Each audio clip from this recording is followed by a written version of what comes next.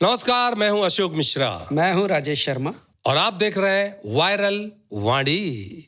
Viral वाणी में हर बार किसी महान शख्सियत से, महान हस्ती से आपकी हम मुलाकात कराएंगे और वो हस्ती किसी भी फील्ड का हो सकता है। वो एक्टर हो सकता है, वो राइटर हो सकता है, वो डायरेक्टर हो सकता है, वो प्रोड्यूसर हो सकता है, पॉलिटिशियन हो सकता वो है, फाइनेंसर हो सकता है, वो क्रिकेटर हो सकता है। क्या बात है। लेकिन आज जो महान हस्ती हमारे बीच हैं, उनका परिचय कराने से पहले मैं आपको बता दूं कि कुछ लोगों से राजेश भैया मैंने सर्वे किया था कि दुनिया का सबसे मुश्किल काम क्या है। तो एक ने कहा, अशोक भैया दुनिया का सबसे मुश्किल काम हमारे नॉलेज में किसी चींटी के आंख में जाके सुरमा लगाना है।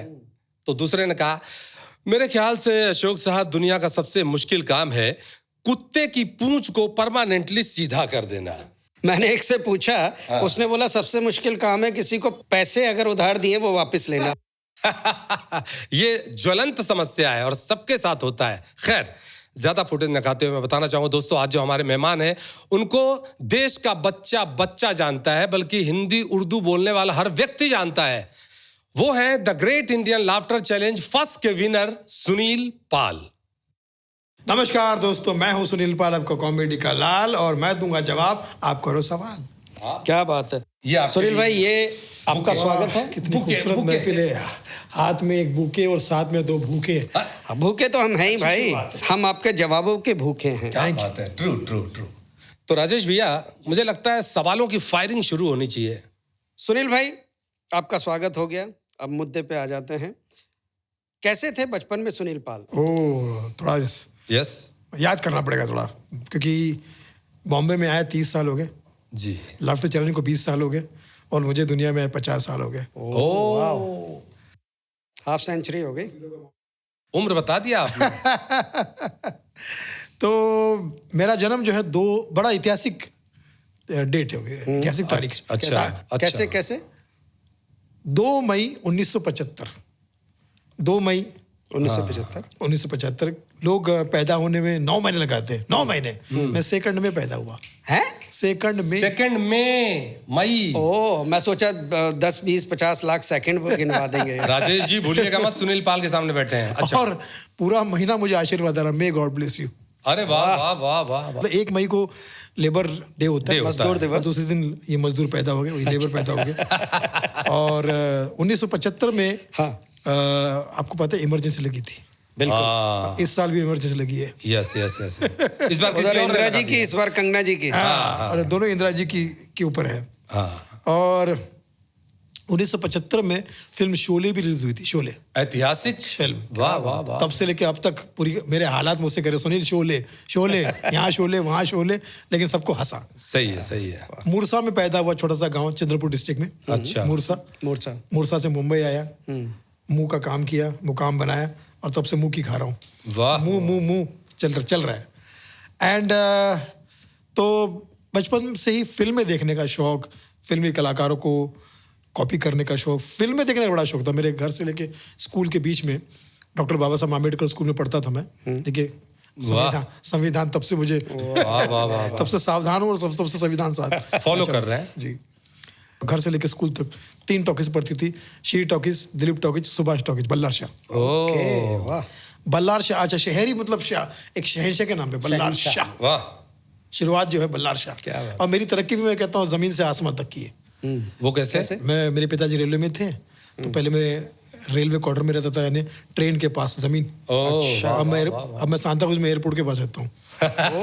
जमीन से आसमान तक की तरह। क्या बात है। तो एनीवेज, फिर वो शुरुआत जिसे कह सकते हैं कि फिर मिठुन दा की आवाज़, प्लेबैक सिंगर्स की आवाज़, फिल्मी कलाकार की नकल, स्कूल में गाने सुनाना, वो सब कलाकारी का कीड़ा जो है शुरू हो गया। जब आप स्कूल के टाइम पर आपने किस टीचर की नकल की होगी? क्योंकि जो कॉमेडियन है वो करता है अपने टीचर की नकल। उसी एज टीचर जो है वो कमाल के, हमारे यहाँ पे जो इंग्लिश के टीचर थे उनकी मैं बात बता रहा हूँ। अच्छा। एक बार मैं रोता आ रहा था, तो मेरे इंग्लिश के टीचर मुझे रास्ते मिल गए। अरे क्यों रो रहा है तू? बहुत रो रहा ना, काय को रो रहा? अच्छा। अरे मैं आ रहा ना फ्रॉम वरोरा। अच्छा। तो इतना क्यों रो रहा? सही है। तो मैंने कहा, सर मेरी बस मिस हो गई। मैंने कहा, इंग्लिश का टीचर है, इंग्लिश में, सर मेरी बस मिस हो गई। अरे एक बस मिस हो गई तो इतना रो रहा? एक बस मिस हो गई तो इतना रो रहा, मेरे को देख, मेरे जीवन में कई बसेस मिसेस हो चुकी है। क्या बात है। बचपन में ऐसे बहुत सारी चीजें। और ये रियल है, बताइए। इंग्लिश में जब 5वीं में हम लोग गए थे, तो नई नई शुरुआत जो होती ना, तो ऐसे वगैरह लिखने का सिखाते कि ऐसे कैसे लिखा जाए, या लेटर कैसे लिखा जाए। तो उसमें बाकायदा किताब में छपा हुआ आता है, सर ABC और मैटर, नीचे फिर आपका XYZ। तो मैंने टीचर को छुट्टी के लिए मैंने लिखा कि प्रिय टीचर ABC, और नीचे उनके मुझे 2 दिन की छुट्टी चाहिए, मेरी तबीयत खराब होने वाली है। होने वाली इतनी है। भी अकल नहीं थी कि ये सब चीज के लिए, लेकिन होता ना कि बहाना क्या करे, ये मेरी तबीयत खराब होने वाली है, नीचे आपका XYZ ये लिख के दी थी। तो मुझे छुट्टी नहीं मिली, क्योंकि टीचर को पता नहीं था किसको देनी छुट्टी। तो ऐसे ही एक शराबी हमारे मोहल्ले में मेरे दरवाजे पे, घर के दरवाजे पे की बोलता है, पूरे शहर में घूम रहा है, मुझसे क्या कहता है, सुबह सुबह कहाँ घूम रहा है भाई तू? ये कहाँ, चंद्रपुर की बात है? बल्लारशाह।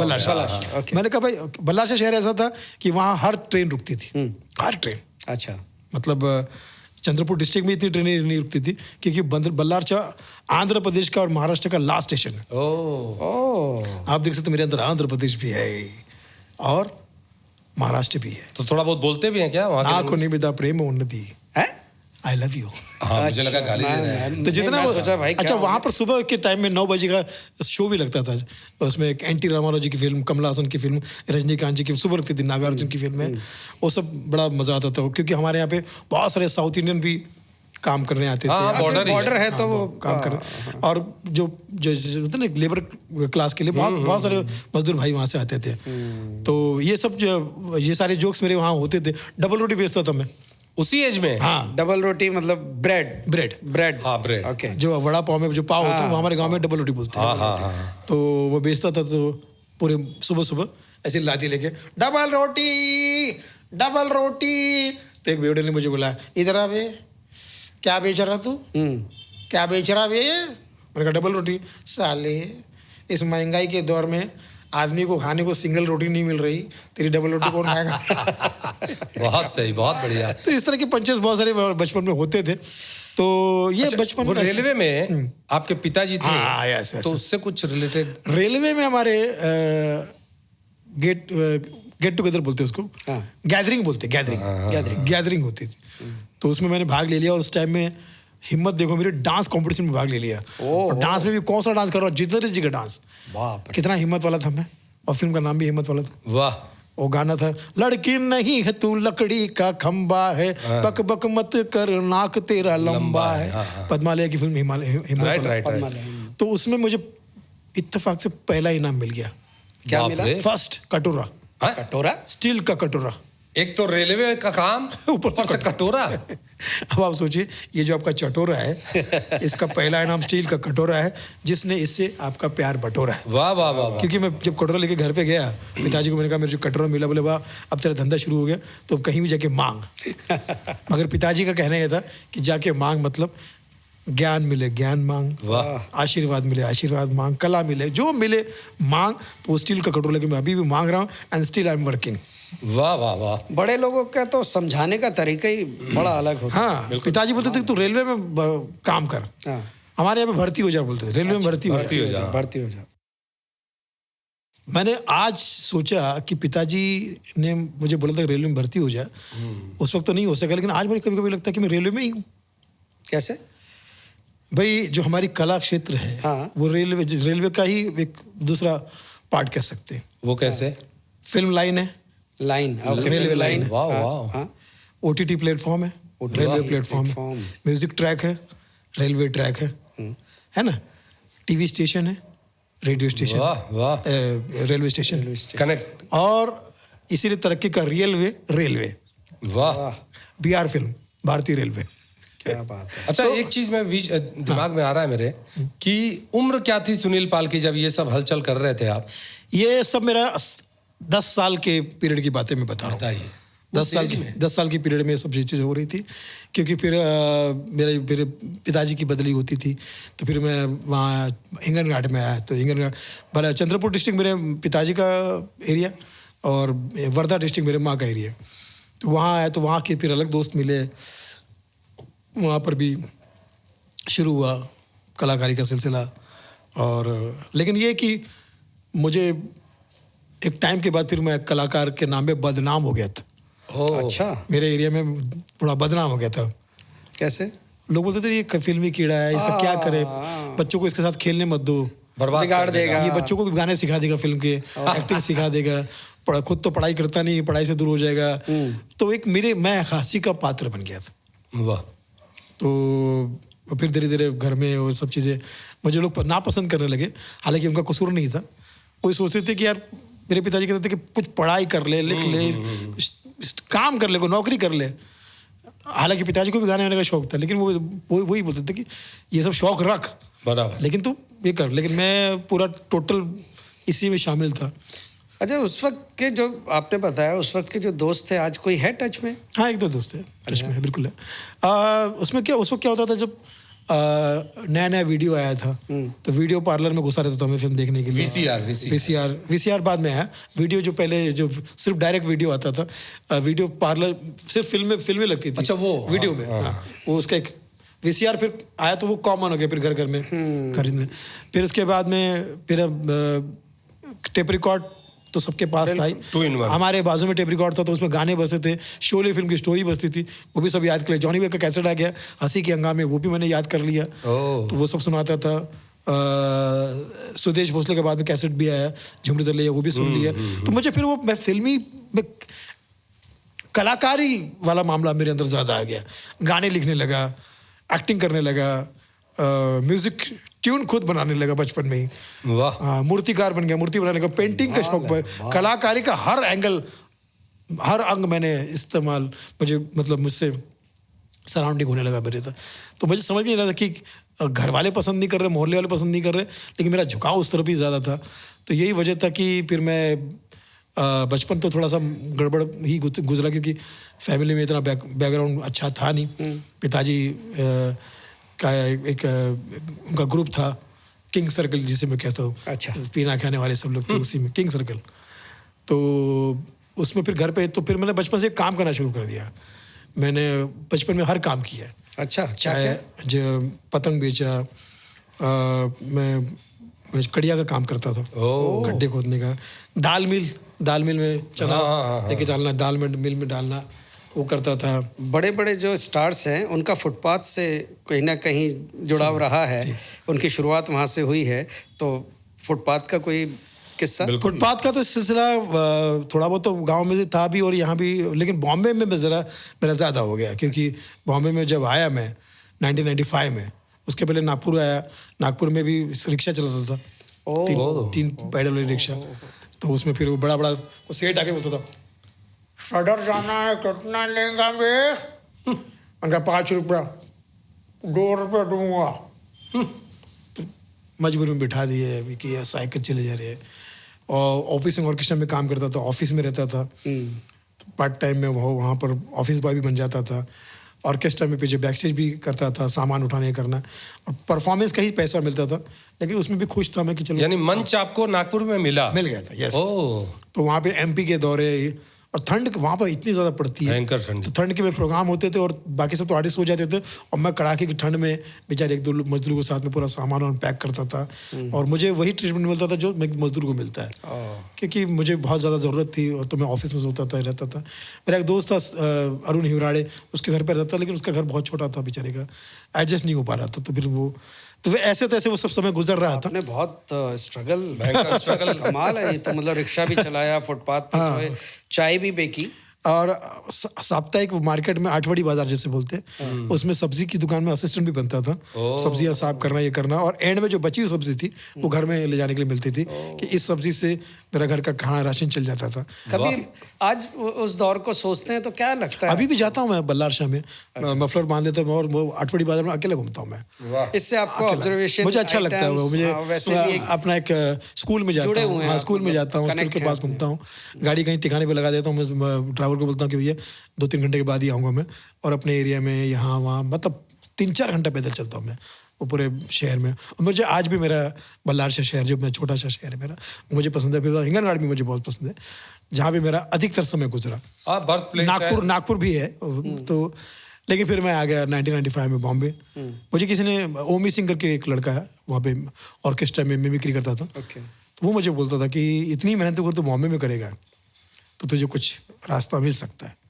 तो उन्होंने कहा कैसे करूँ? बोले यहाँ पे जितने ऑर्केस्ट्रा आते हैं बॉम्बे से सबके नंबर ले और चला जाए वहाँ पे। तो आज़र लश्करी करके सेवन कलर ऑर्केस्ट्रा आया था, तो मैंने उनका नंबर लिया और वो बॉम्बे आ गया मैं।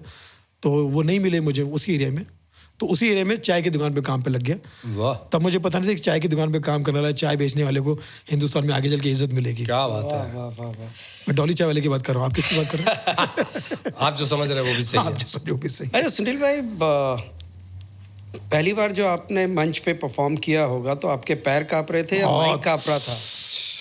काँप रहा था, मतलब मैं इतना सोच रहा था कि यार मैं, मतलब मुझे लगा था कि पहली बार ऐसा लगा था कि जो बचपन से मैंने सपना देखा था कि गलत सपना देखा, भाग जाए यहाँ से, ये तेरे पास की बात नहीं। तो किसकी मिमिक्री की थी आपने पहली बार? वो अगर देखिए 3-4 कलाकार की आवाज़ें शुरू में निकालता था, इसमें मिठुन दा सबसे नंबर 1 पे थे मेरे। होना चाहिए, थोड़ा तो होना होना चाहिए। चाहिए। परिवार फिल्म का डायलॉग सुना देता हूँ।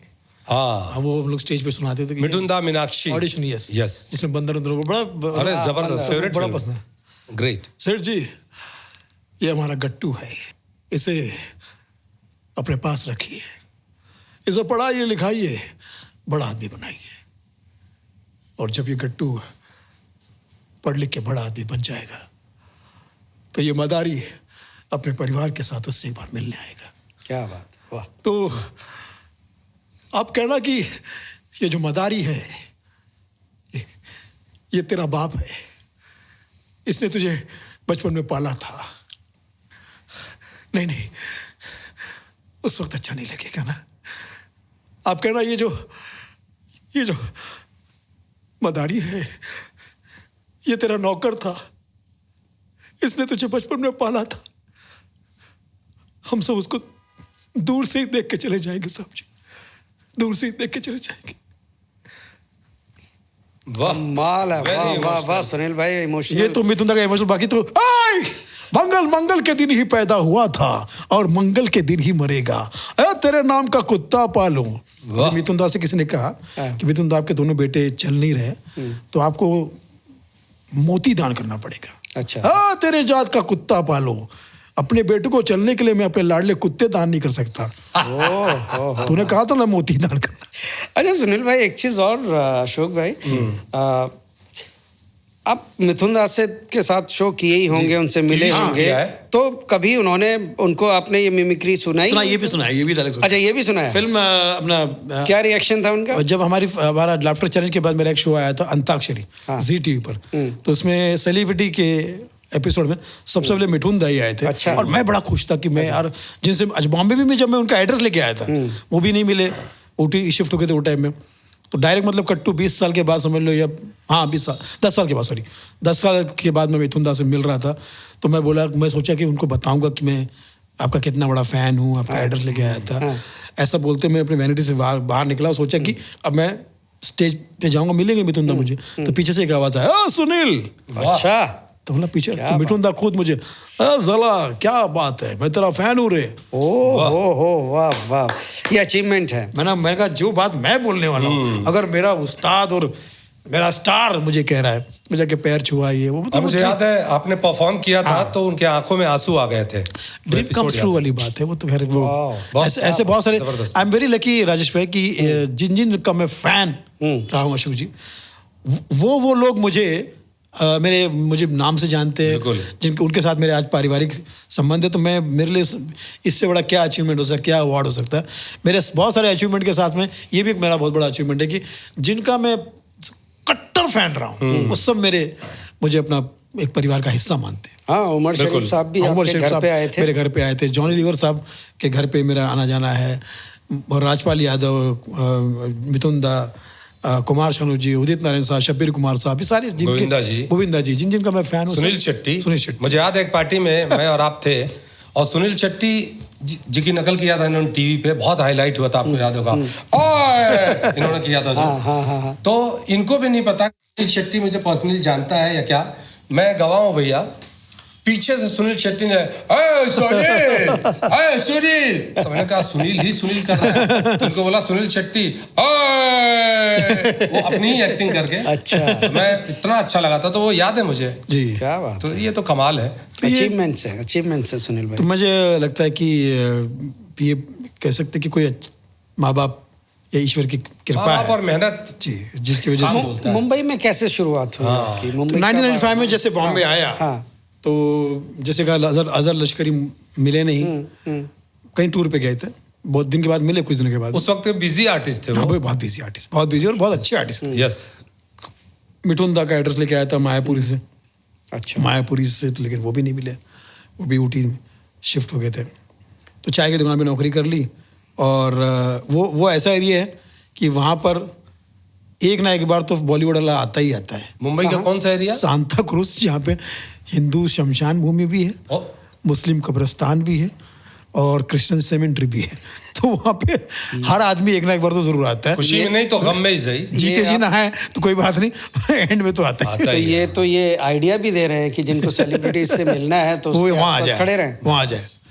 तो वहाँ पर स्ट्रगल करता था। वहाँ पर बाजू की दुकान से मैंने उनका टेलीफोन नंबर का, सिगरेट के जो खाली पैकेट होते हैं ना, उसके पीछे कार्ड बना लिया था मैंने, पेन से लिखा था सुनील पाल, जॉनी बेकर का कार्ड दिखा था, तो उसमें लिखा था एक्टर एंड कॉमेडियन। तो ऐसा सुनील पाल एक्टर एंड कॉमेडियन, और number, telephone care of number और टेलीफोन नंबर, और वो भी हाथ से लिखे थे। हाथ से लिखे। कमाल है यार। ऐसे 100-200 कार्ड बना लिए थे, जहाँ भी जाता था बड़े स्टाइल में देता था, ये मेरा कार्ड।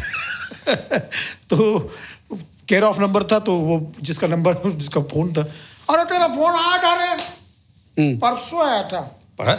हाँ, तो मतलब फिर क्या था, प्रोग्राम था शायद कल का ही, हो गया होगा प्रोग्राम। तो मैंने कहा आप बिल्कुल सही कर रहे हैं, मेरा केयर ऑफ नंबर है ना, आप मेरा केयर ऑफ कर रहे हैं। सही है। सही है। इस केयर ऑफ कर रहे हैं।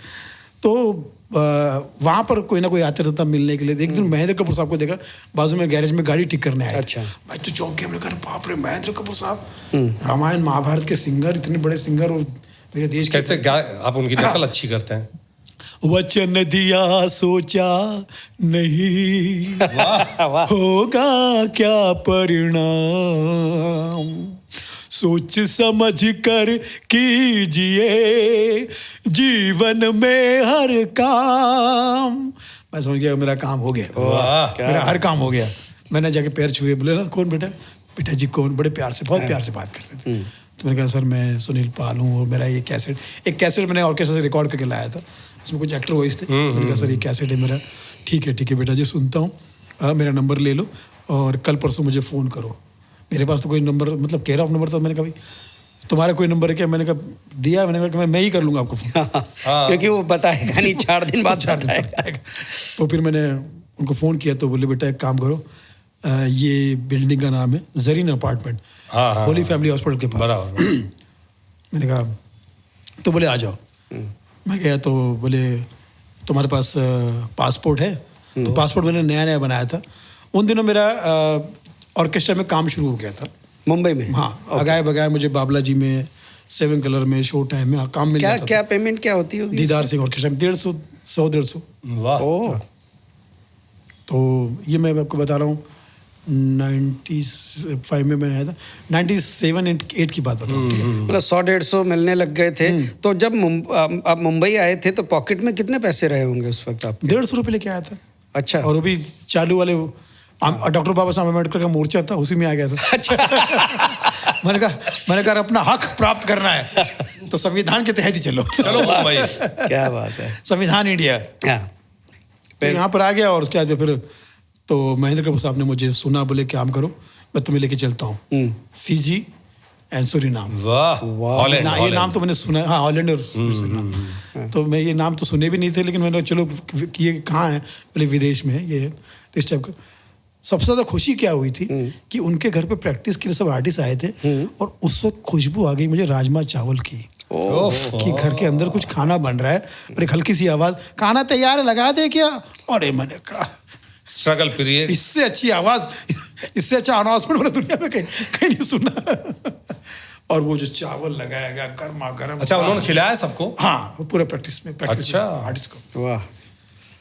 और वो जब सब कर रहे थे, बातचीत कर रहे थे, और मैं अपना खपा खा टूट पड़े। 4-5 बार जितना खा सकता उतना फिर पेट भर के खाया। और मुझे उसी में खुशी हुई कि यहाँ आने का कुछ हुआ।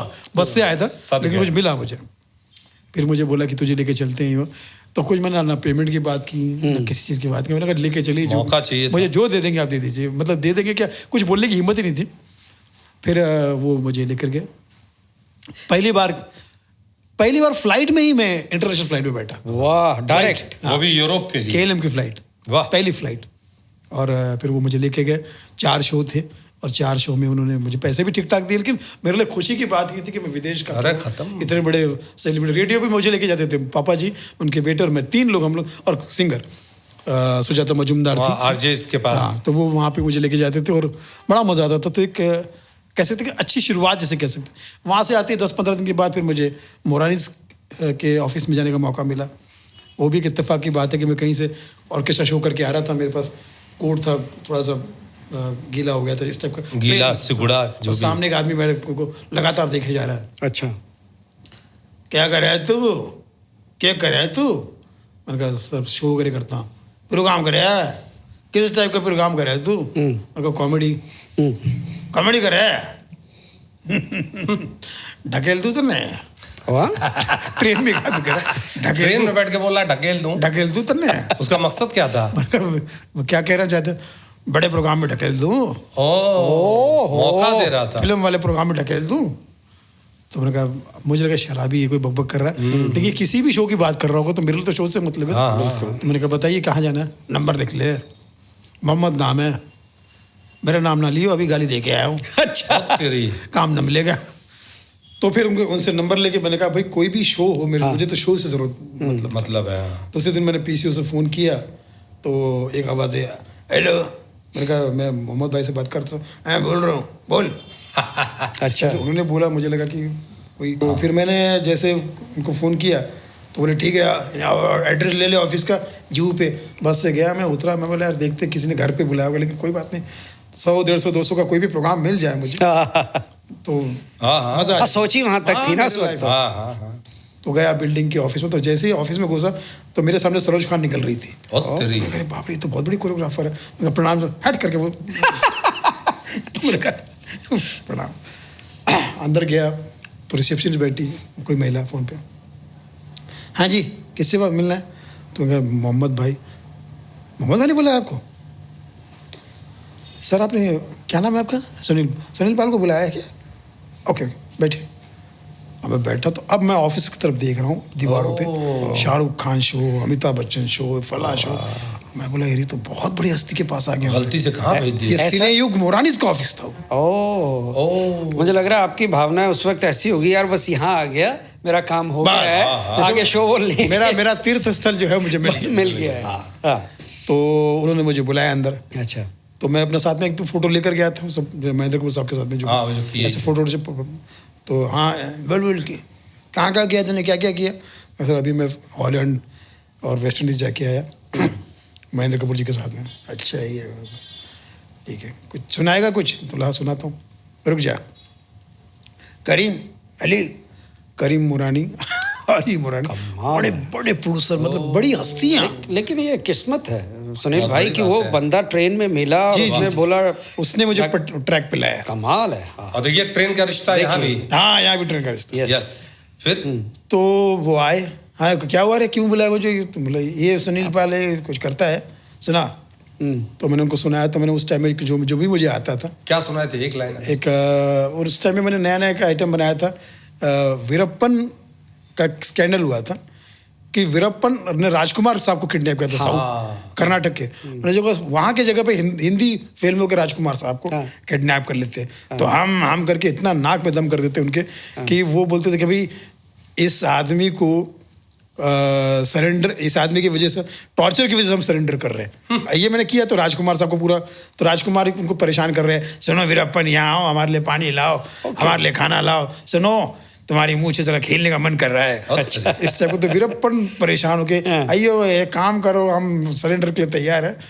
अच्छा। तो मुझे बोले यार अच्छा है तेरा, लेकिन इसको तू इसमें दूसरे एक्टर की भी आवाज़ निकालता है क्या? बोला सुना। तो मैंने फिर बाकी आवाज़ें निकाली। तो बोले काम करो, इसका एक आइटम राजकुमार को किडनैप कर लिया तो और भी कलाकार को कैसे कर सकते हो, क्या कर सकते हो। तो मैंने कहा भाई छुड़ाने के लिए जाते ऐसा कर लेते हैं। मैंने उनको आइडिया दिया कि राजकुमार को छुड़ाने के लिए जाते। बोले राजकुमार के, बोले ठीक है। फिर कुछ देर का चाय पीते तो मैंने सर हीरोइन को किडनैप कर लेंगे तो छुड़ाने के लिए ज्यादा बढ़ जाएंगे तो हीरोइज्म ज्यादा आ जाएगा, हीरोइन है ना, ग्लैमर आ जाएगा। हाँ। तो बोले किसको, बोला माधुरी दीक्षित नंबर 1 पे थी। बोला हाँ ये अच्छा है। तो फिर बोले कब बना के लाएगा, तो दूसरे तीसरे दिन ही में बना के लेके गया आइटम उनके पास में। 1-2 दिन में ही बन गया था वो आइटम, बना के लेके गया। तो बोले ठीक है। तो शाहरुख खान के साथ पहली बार मुझे लेके गए।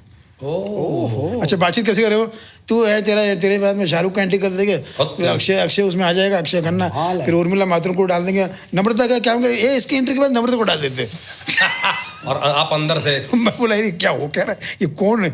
मतलब मुझे मेरे आसपास में इतने बड़े स्टार और शाहरुख खान का दीवाना, मैं बहुत बड़ा फैन। और अच्छा पता नहीं देखो किससे मतलब मिलने की इच्छा जिस आदमी से हो, उसके साथ शो ही बाकायदा। अच्छा हुआ ये कि सिंगापुर में 2 शो थे, गणेश हेगड़े कोरियोग्राफर था, तो उसने मुझे परफॉर्म करते देखा, तब शाहरुख खान का एंट्री हो चुका था। तो शाहरुख खान ग्रीन रूम में थे और 1 घंटे के गैप के बाद दूसरा शो था। अच्छा सेम जगह पे शाहरुख के 2 शो थे, हाउसफुल, बहुत हाउसफुल। तो मुझे गणेश हेगड़े बोला शाहरुख भाई तुझे बुला रहे, चला जा। वाह, बोला क्या बात कर रहा है। तो ग्रीन रूम में शाहरुख खान अपना कॉफ़ी करे पी रहे। तो बोले अरे सुनील आजा, तेरे बारे में गणेश ने बताया कि तू मेरी आवाज़ भी निकलता है, और भी सुना यार प्लीज़ करके अपना स्टाइल। और मैं शाहरुख खान को देख रहा हूँ बैठ के, और शाहरुख खान ने बाकायदा मेरी एंट्री आधा घंटे की पूरी देखी। और सब गणेश हेगड़े का ग्रुप, इधर चिट्टी और जान का म्यूज़िक ग्रुप, तब नई सिंगर थी रिचा शर्मा। रिचा शर्मा एक नई सिंगर थी, एकदम बिल्कुल नई सिंगर। बिल्कुल। उसमें अक्षय खन्ना और उनका पूरा ग्रुप बैठा हुआ ना, मोरानिस बैठे हुए, और मैं अकेला परफॉर्म कर रहा हूँ। वाह वाह वाह वाह। शाहरुख खान मुझे देखे जा रहे हैं। अच्छा इतना अच्छा वो दर्शक लिसनर है वो आदमी कि उसने अगर मुझे बोला कि भाई सुनाओ, तो वो मुझे प्रॉपर सुन रहा है। ये नहीं कि इधर नजर गई या इधर नजर गई या इधर देख रहा है उधर, तो कुछ नहीं, बल्कि कोई डिस्टर्ब कर रहा था ऐसे कर रहा था। तो अब मैं आपको सुनाता हूँ कि वो जो वीरप्पन वाला आइटम जो कि बड़ा फेमस भी है, वो लोग पसंद करते हैं, बहुत जबरदस्त था। कि माधुरी दीक्षित को किडनैप कर लिया वीरप्पन ने, छुड़ाने पहुंच गया फिल्म स्टार, सारे कलाकार एक साथ जाते हैं। लेकिन वीरप्पन चूंकि खतरनाक आदमी, बात बात पे बंदूक उड़ा लेता है, तो पहले तो डराते हैं, लेकिन फिर बंदूक देते खुद डर जाते हैं। नसीरुद्दीन शाह, वो क्या है कि किसी लड़की को जंगल में उठा कर लाना गुनाह है साहब, 10 गुना है, 20 गुना है, 1000 गुना है। वाह, पाप है ये मैं तो कहता हूँ पाप का बाप है ये। क्या बात है। और ये पाप मेरी आंखों के सामने हो नहीं सकता। वीरप्पन ने बंदूक उठाई, मजाक था भाई मजाक था, ये रुस्किया है, इश्किया नहीं। जॉनी लीवर पहुंच गया, इतनी गंदी शक्ल लेके पैदा कैसे हो गया तू वीरप्पन छप्पन, इतनी गंदी शक्ल।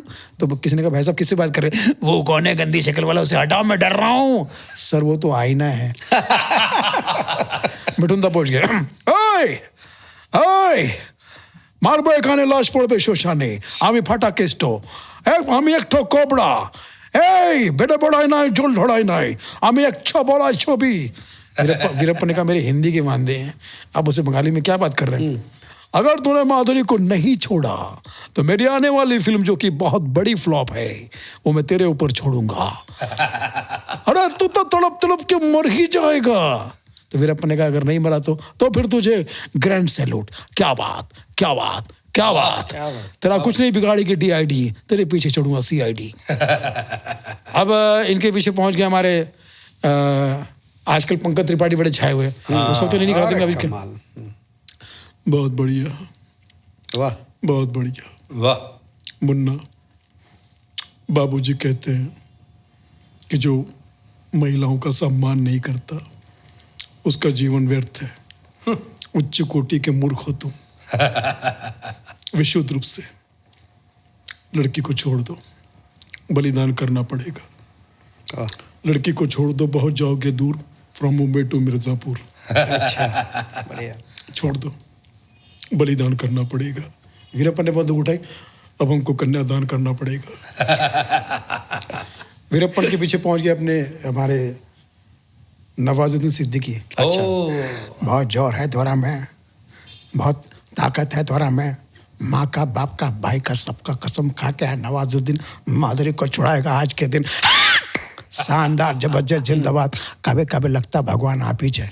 क्या वाह। बात है, वाह। अब इनके पीछे पड़ गए इरफान भाई। क्या भाई, क्या बेटा, समझते बात को? बेटा तू तरक्की करेगा बेटा, तेरी तरक्की पक्की समझे बेटा। लड़की को छोड़ दे बेटा, 1 2 3 हो जा, समझता है बात को? चल चल बेटा, चल कर ले, चल चल चल। अबे चाहता क्या है, चाहता क्या है? वीरप्पन ने बंदूक उठाई। अभी हम तो डाकू बनने आए थे। अभी हमने नाम भी सोच लिया, इरफान सिंह तोमर। अपना डाकू बना लो, चलो चल निकल ले बे। वाह। अब इनके पीछे हमारे पहुंच गए इन दोनों चर्चा में सैफ अली खान। अच्छा। वाव वाव वाव वाव वाव। तो वीरप्पन बोले क्या उल्टी करेगा? वाव, बंदूक देखी, ऐसा भागा, सीधा बांग्लादेश पहुंच गया। वाह। अच्छा। क्या तो ऐसे हमारे शाहरुख खान साहब भी तो हाँ सॉरी शाहरुख खान साहब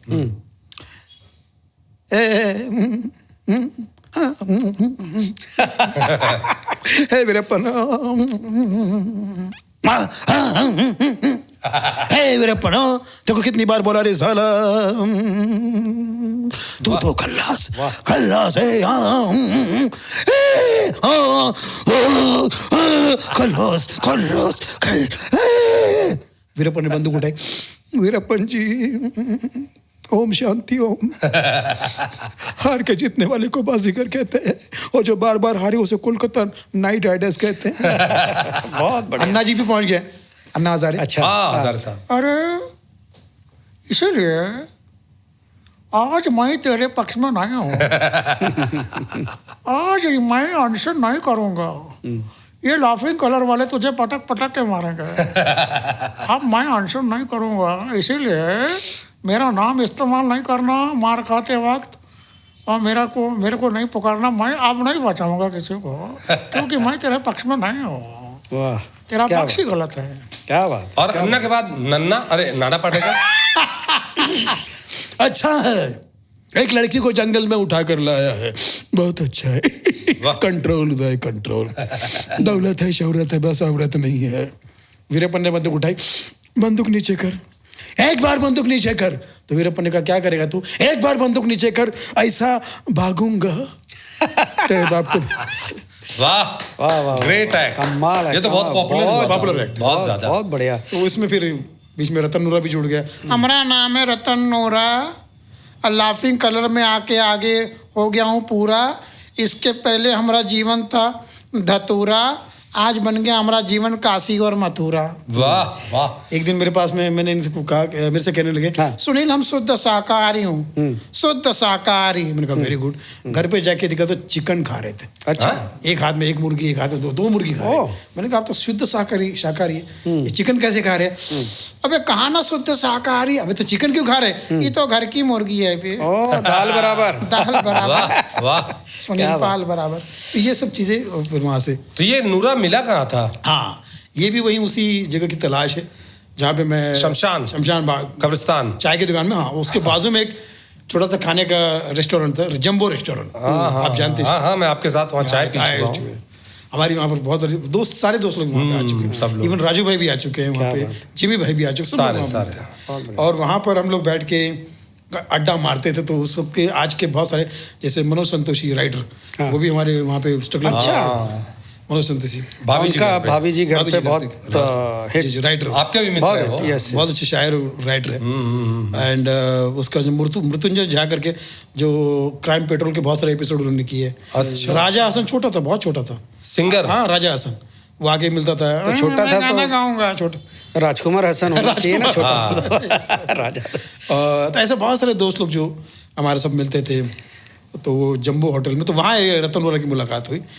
खाने के रेस्टोरेंट में आता क्या था पहला उससे याद? तो क्या मुलाकात? होटल बंद होने के बाद हम लोग वहाँ बैठ रहे थे। अच्छा। हमारा तो कोई घर दर तो था ही नहीं। पड़े बैठे हैं जहाँ सो गए वहाँ, तो बैठे रहे थे। तो वहाँ पे ये आ गया पी के टाइट, टैक्सी ड्राइवर पी के टाइट। और वो जो होटल वाले जो सेठ लोग हैं, मोटे मोटे साउथ इंडियन, उनके कह रहा है खाना दो, खाना दो। अबे होटल बंद हो गया रे। हाँ? अबे क्या फोकट में खिलाएगा? पैसा लाया हूँ, तुम्हारा बाप भी देगा। खाना दो, तुम्हारा काम है खाना दो, होटल वाले हो तुम, हम कस्टमर है। होटल पैसा दे रहा हूँ, कोई पॉकेट में नहीं खिलाएगा। अब वो मोटे मोटे सेठ का यार जा रहे नहीं तो मार खाएगा। अब वो दुबला पतला आदमी, साले तुम सबको उठा के पटक दूंगा, पैरों तले कुचल दूंगा, खाना दो नहीं तो बाल ठाकरे का ड्राइवर हमारा दोस्त है, होल पट्टी। होटल बंद करवा। अच्छा अशोक भाई, आपको पता है सुनील भाई ने जो अभी आवाज़ें वीरप्पन वाले आइटम में की थी, उसमें से बहुत आवाज़ें पहली बार इन्होंने की। पहली बार। हाँ इंडस्ट्री में या अपने मिमिक्री लाइन में ये सब लोग मानते हैं। बहुत सारी आवाज़ें पहली बार की थी। सुनील शेट्टी और इरफान, हाँ। मेरा पान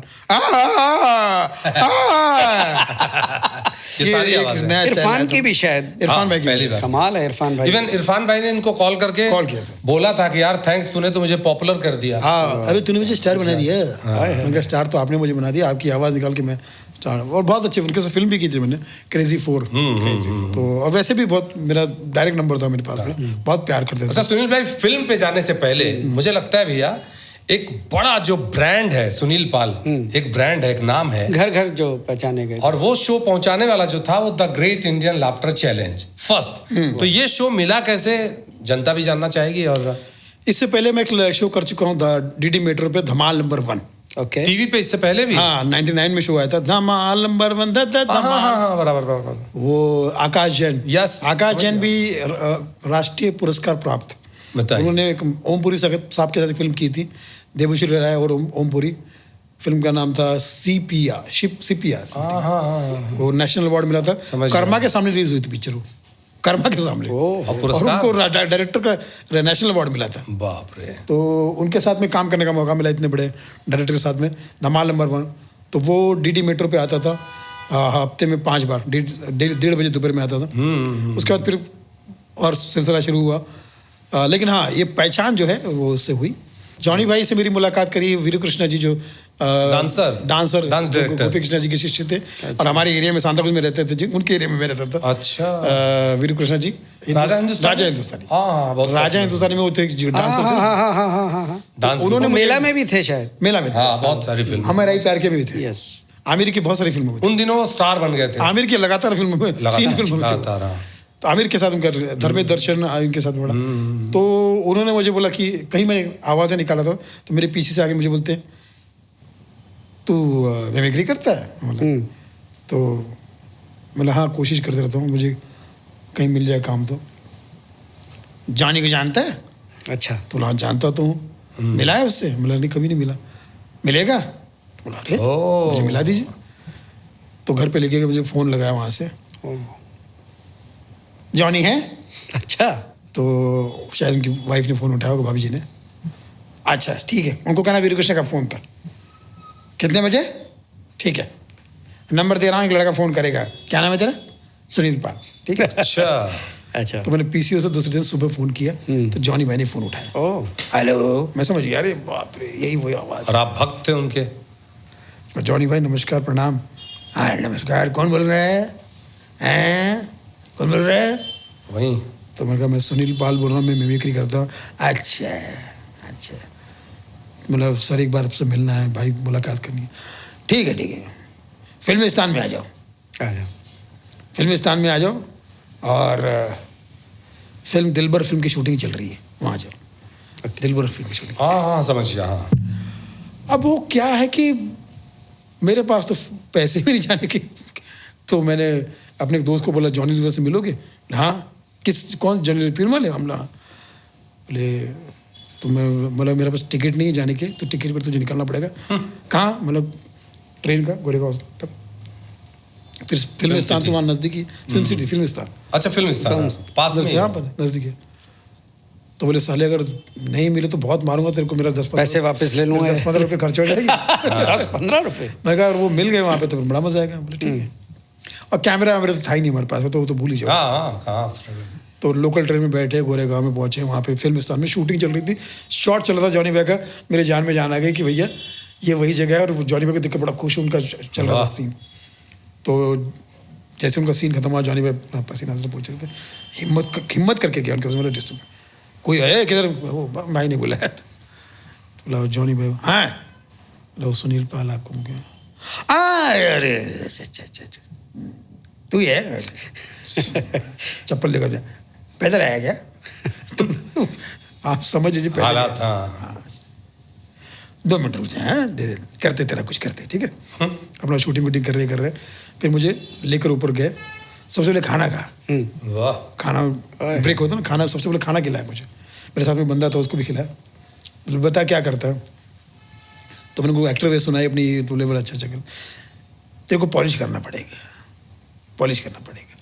तो कहीं मुझे लगा कि शायद पॉलिश, हाँ कि इतने चाहे ये फुटपाथ कहाँ ये पॉलिश की दुकान, तो बोला वो मतलब कोई दुकान पे पॉलिश करना पड़ेगा, तेरे अंदर काम बहुत है, बहुत काम है। तू जिम्मी के साथ अभी के साथ अभी जानते हैं प्यार से, हाँ अच्छा। अब मैं बोला अगर ना बोलूं पता नहीं कौन होगा, इम्पोर्टेंट आदमी हो। बोला हाँ जानता हूँ, क्या है वो भी करते रहता है ऐसे ही, और मैं बातों में खोजने की कोशिश करूँ कि किसके बारे में बात करें, क्या अभी वो भी अच्छा करता है, शो करता है बढ़िया, क्या है वो उसको मेरा भाई जरूर है लेकिन उसको क्या कोशिश की क्लियर किया अपने भाई के बारे में बता।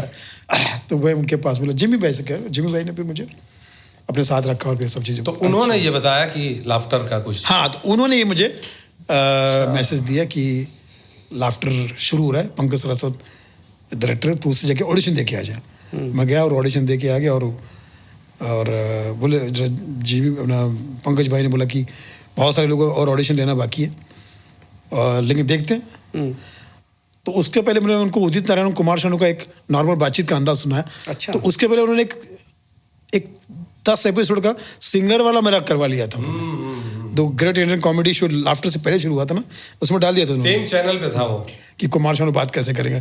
मैंने आज डेफिनेटली आज अच्छा लगा कि साला, मतलब मैंने पंचमदा के साथ में गाना गाया, पंचमदा का जो म्यूजिक ट्रैक था, ट्रैक के साथ में जो टेम्पो था, टेम्पो के साथ में जो मतलब शुरू दे मैंने, तो बोले यार अच्छा है इसको करते हैं, किसका करते हैं, मैंने उदित जी का। क्या बात है साला क्या बात है साला, बढ़िया, क्या बात है, क्या गाया है। तो वो भी पसंद आया उनको। बोले ऐसा कुछ और कितने करता था, कुछ 8-10 सिंगर का जितना भी आता था टूटा पड़ा सबके, बोले वेरी गुड। तो 5-5 मिनट के एक चंक बनाया उन्होंने, हारमानी, एक हारमोनी चल रहा था, हारमोनी की जगह हारमानी बनाया। अच्छा। और उन्हीं के साथ फिर लाफ्टर शुरू हुआ। जब मुझे लाफ्टर के बारे में पता चला कि बड़े बड़े धुरंधर उसमें आ रहे हैं, तो मैं बड़ा खुश हुआ था कि एक भी एपिसोड चल गया इसमें मैं, तो मेरे लिए एक पंच लाइन हो जाएगी। बड़े बड़े धुरंधर कौन आपकी नजर में? राजू भाई आ रहे थे उसमें, अभी और एक और थे, हाँ, और नहीं वो पंजाब जो नामचीन थे, हाँ, नाम- पंजाब के से कुकी बड़े नामचीन थे, गुग्गी, हाँ, हम भगवंत मान जी भी पहले, हाँ, भगवंत मान बड़े आज सीएम है भाई। आज सीएम है चल। तो मैंने कहा इनके साथ में अगर मैं काम कर रहा हूँ और उनके साथ में एक एपिसोड भी करने का मौका मिल गया, तो मेरा जो पेमेंट अगर 5 से 10 हज़ार भी हो जाता है, सही है, तो बॉम्बे शहर में मेरा 1 रूम किचन तो पक्का है। क्या बात। वाह, और मारुति कार तो ले ही लूंगा मैं, चाहे सेकंड हैंड से ही। और इस लिहाज से काम पे शुरू कर दिया। लेकिन वो शो में इतना काम मिल गया, इतना सब लोगों ने संभाल लिया, लगा। और सुर लगने वाली बात होती है जिसे कहते हैं ना, नहीं वाकई। और वो आज मुझे याद है सुनील भाई, वो लाफ्टर चैलेंज का दौर और आपका जो परफॉर्मेंसेस थे, चाहे वीरप्पन का हो, टेली ब्रांड, हाँ, और टेली ब्रांड का, और उस वक्त मैं मीरा रोड रहा करता था, और ऐसा लगता था कि यहाँ आप से मीरा काम रोड और मैं निपटा रोड कर पे। फटाफट पहुंचो, घर पहुंचो और आराम से लाफ्टर चैलेंज देखना। म्यूजिकल आइटम भी कमाल बहुत है। हुए थे, बहुत जबरदस्त, बहुत जबरदस्त। पूरे विश्व के स्टैंड अप कॉमेडियन से हमारी पहचान हुई। उस वक्त जो बड़े बड़े कलाकार थे, वो हम एक परिवार का एक हिस्सा बन गए, जो आज तक भी है। नहीं, वाकई। और अनुपम खेर साहब का एक शो आता है, कुछ भी हो सकता है। हाँ जी। और आप जितनी बातें बता रहे हैं, तो आपके साथ जो हुआ है, मतलब वाकई कुछ भी हो सकता है। चलो तो कुछ क्योंकि भी हो जॉनी सकता है। लीवर जी का जिक्र किया, जहाँ तक मुझे पता है कि आप कोई शो था और उसमें वो नहीं आए थे, और वहाँ शायद आपको चांस मिला था पहली बार। हाँ जी। ऐसा कुछ था। बाबला ऑर्केस्ट्रा में मैं ऑडिशन के लिए गया था, हाँ। लाफ्टर के बहुत पहले की बात है, तब मैं ऑर्केस्ट्रा में शक्ल करता था। तो मुझे उन्होंने बोला कि ऑडिशन के लिए आ जाइए। तब पता चला कि उस शो में जॉनी भाई भी आने वाले थे, होर्डिंग और बोर्ड लगे थे, और जॉनी भाई किसी वजह से नहीं आ सके थे। हाँ। तो मेरे लिए तो ये था कि जॉनी भाई को सुनने लोग आए हैं, मुझे क्यों सुनेंगे, और मेरा ऑडिशन भी। बिल्कुल। तो परमात्मा का नाम लेकर मैंने शुरू किया था। जॉनी भाई का नाम लेकर मैंने उनका आशीर्वाद नाम गुरु मान लिए, मनी मान और उस ऑडिशन में मैं पास हो गया था। वाह, वाह। तो कंटिन्यू किया आपने कंटिन्यू उसको किया। show। तो ये सब चीज़ें अच्छे से अच्छी होती, मेरे साथ में चीज़ें अच्छी होती चली गई, लोग अच्छे मिले, जॉनी लीवर साहब मिले, राजू श्रीवास्तव जी मिले। अब राजू श्रीवास्तव जी जो शुरू में जिनको कैसेट में सुनते थे, बाद में लाफ्टर चैलेंज के बाद में फिर ऐसा हो गया कि एक परिवार बन गया और उनके साथ फिर काम मिलने शुरू हुआ, फिर हमारा ग्रुप बन गया सब अच्छे अच्छे कलाकारों का। लाफ्टर चैंपियंस अशोक मिश्रा जी मिले, अशोक मिश्रा जी हम लोग बहुत 25 साल पुराने मित्र हैं, जिन्होंने हम लोगों ने बहुत सारे शो साथ में किए देश विदेश में। तो मुझे ऐसा लगता है कि वो एक, और वो रुतबा सुनील भाई बीच में आपको याद होगा क्योंकि आप तो जुड़े ही थे। जी जी और आप राजू श्रीवास्तव साहब के साथ, इनके साथ आप सब इनके शोज करते थे आप बड़े बड़े, मुझे याद है लाफ्टर चैलेंज के कम से कम 25-30 शोज आपने बड़े बड़े वर्ल्ड वाइड किए थे, मुझे अच्छी तरह याद है। और वो दौर याद करें राजेश भैया कि जब इनके घर जाते थे या राजू भाई के, तो मुझे अच्छी तरह याद है ये बड़ी सी गाड़ी खड़ी है वैन आज तक की, उसके आगे स्टार न्यूज एबीपी स्टार था। ये सारी जो लड़कियां हैं, जो अंजना है, बाप ये जो लड़कियां नाम है, वो सब बेचारी उस वक्त वो थी शुरुआत, क्या कह सकते उसको, इनिशियल स्टेज पे था। अरे वो बेचारी हमारे शोज में पहुंच जाती थी और इंटरव्यू के लिए फला के लिए। आज जितनी भी लड़कियां पीछे भाग, मैं अच्छी तरह याद है मुझे, सांता क्रूज में एक 5 स्टार होटल के बाहर आप लोग निकले ही थे, दीपक चौरसिया भैया स्टार था वो उस वक्त, आपको पता है।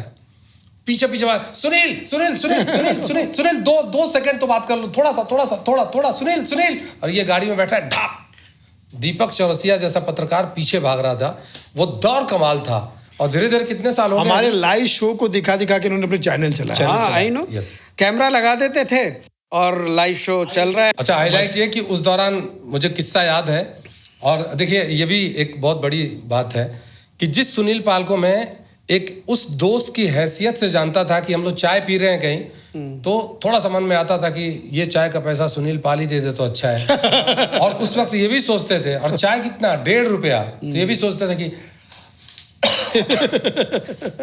अशोक मिश्रा ही दे दे अगर इस चाय का पैसा तो मजा आ जाए, है ना। लाफ्टर से पहले उस वक्त मुझे एक कॉल आया आफ्टर लाफ्टर भोपाल से, एक इवेंट वाले का, अशोक भैया, वहाँ भोपाल की भाषा, अशोक भैया। मैंने कहा अरे मैं बोल रहा हूँ। मैंने कहा हाँ इधर से मैं भी बोल रहा हूँ, बोलो। अच्छा मैं क्या बोल रहा हूँ, अशोक भैया ये सुनील पाल जो लाफ्टर चैलेंज विनर है, तो यार एक शो हो रही है भोपाल में यार, तो कैसे क्या होगा यार, कितने पैसे लेंगे यार अगर आप पटा लो यार, क्योंकि मुझे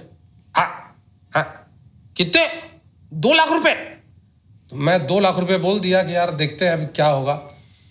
और भैया 1.5 रुपया 2 रुपया चाय का बिल भरने वाला सुनील पाल उधर से आया और बोलता है 2 लाख, बोलता है पार्टी तैयार अशोक भैया, 1,80,000 में शो डन कर रहा हूं मैं, 1.5 लाख सुनील पाल को दे रहा हूं, और उसमें से बाकी जो बचेगा मैं ले लूंगा, चलेगा क्या।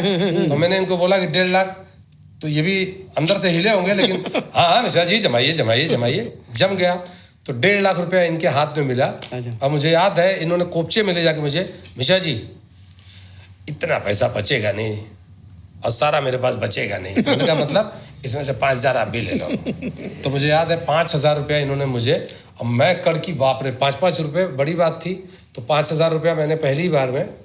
तो ये जो रुतबा था, वहाँ शादी में पहुंचा भोपाल में, तो वहाँ भीड़ में एक लड़की नाच रही थी, जो बाद में मुझे एक टीवी शो में मिली, बोले मुझे पहचाना सर, मैं वो फंक्शन में थी, क्या नाम है उसका, दिव्यांका त्रिपाठी। अच्छा, क्योंकि मेरे सामने ही बोला था, वो फैमिली फंक्शन में थी, बड़ी स्टार बनी अंताक्षरी में, फिर वो एज ए गेस्ट आई, तो मुझे पहचाना सर, दुल्हन चल रहा था, तो सुपर स्टार दुल्हन की मेन लीड।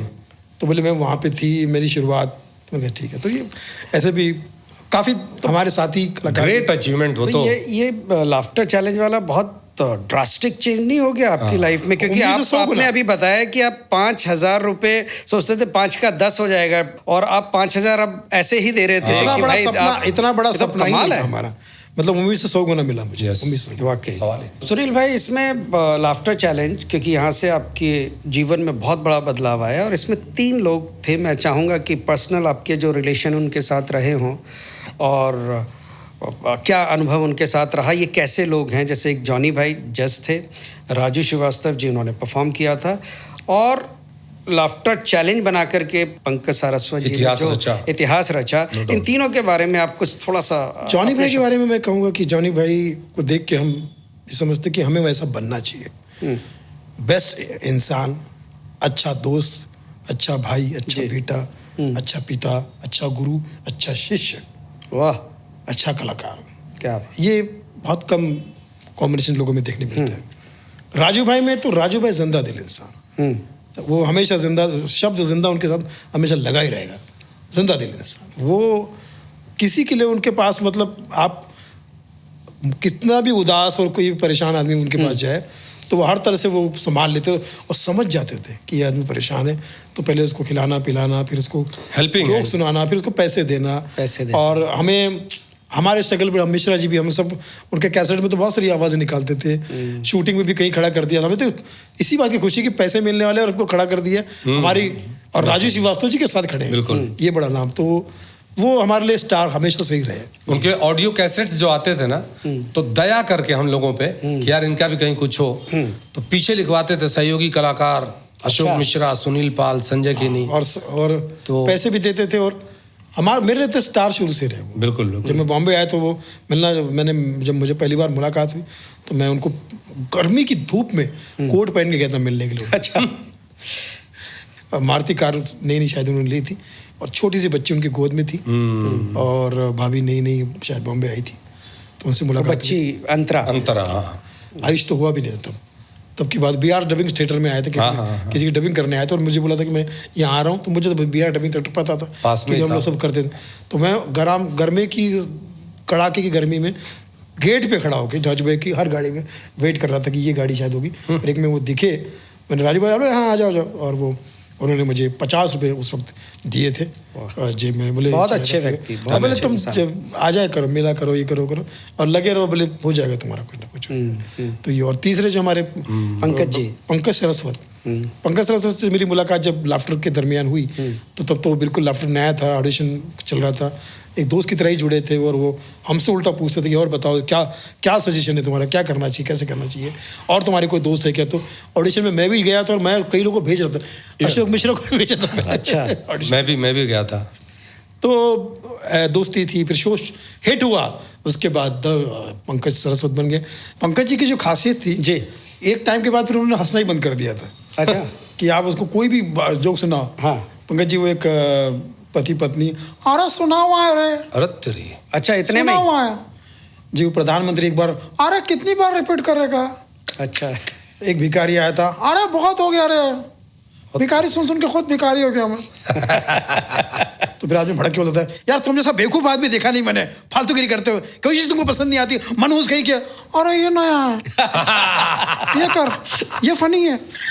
लेकिन वाकई पंकज सरस्वत जी का बहुत बड़ा योगदान, बहुत बड़ा, और क्रेडिट उनको ही जाता है इस शो के लिए। अच्छा भैया, मुझे लगता है कि the great Indian laughter challenge और ये सारे सितारे बन गए, सब कुछ हो गया जी।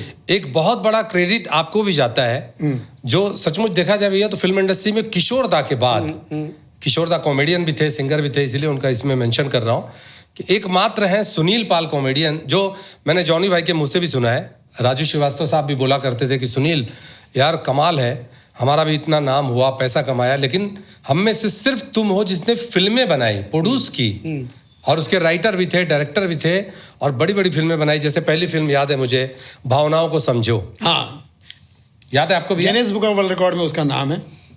तो गिनीज बुक में नाम क्यों था ये भी आप क्योंकि वो पहली भारत की पहली फिल्म थी जिसमें हर कैरेक्टर स्टैंड अप कॉमेडियन था, हर कैरेक्टर। Yes yes. और कई लोगों की वो पहली फिल्म थी, जिसमें कपिल शर्मा की वो पहली फिल्म थी। ओह, द ग्रेट कपिल शर्मा साहब की पहली फिल्म, उनका बड़प्पन है, उन्होंने हमारे फिल्म में काम किया, पहली फिल्म थी कपिल शर्मा। और जॉनी भाई भी थे उसमें? जॉनी भाई भी थे, राजेश श्रीवास्तव जी भी थे।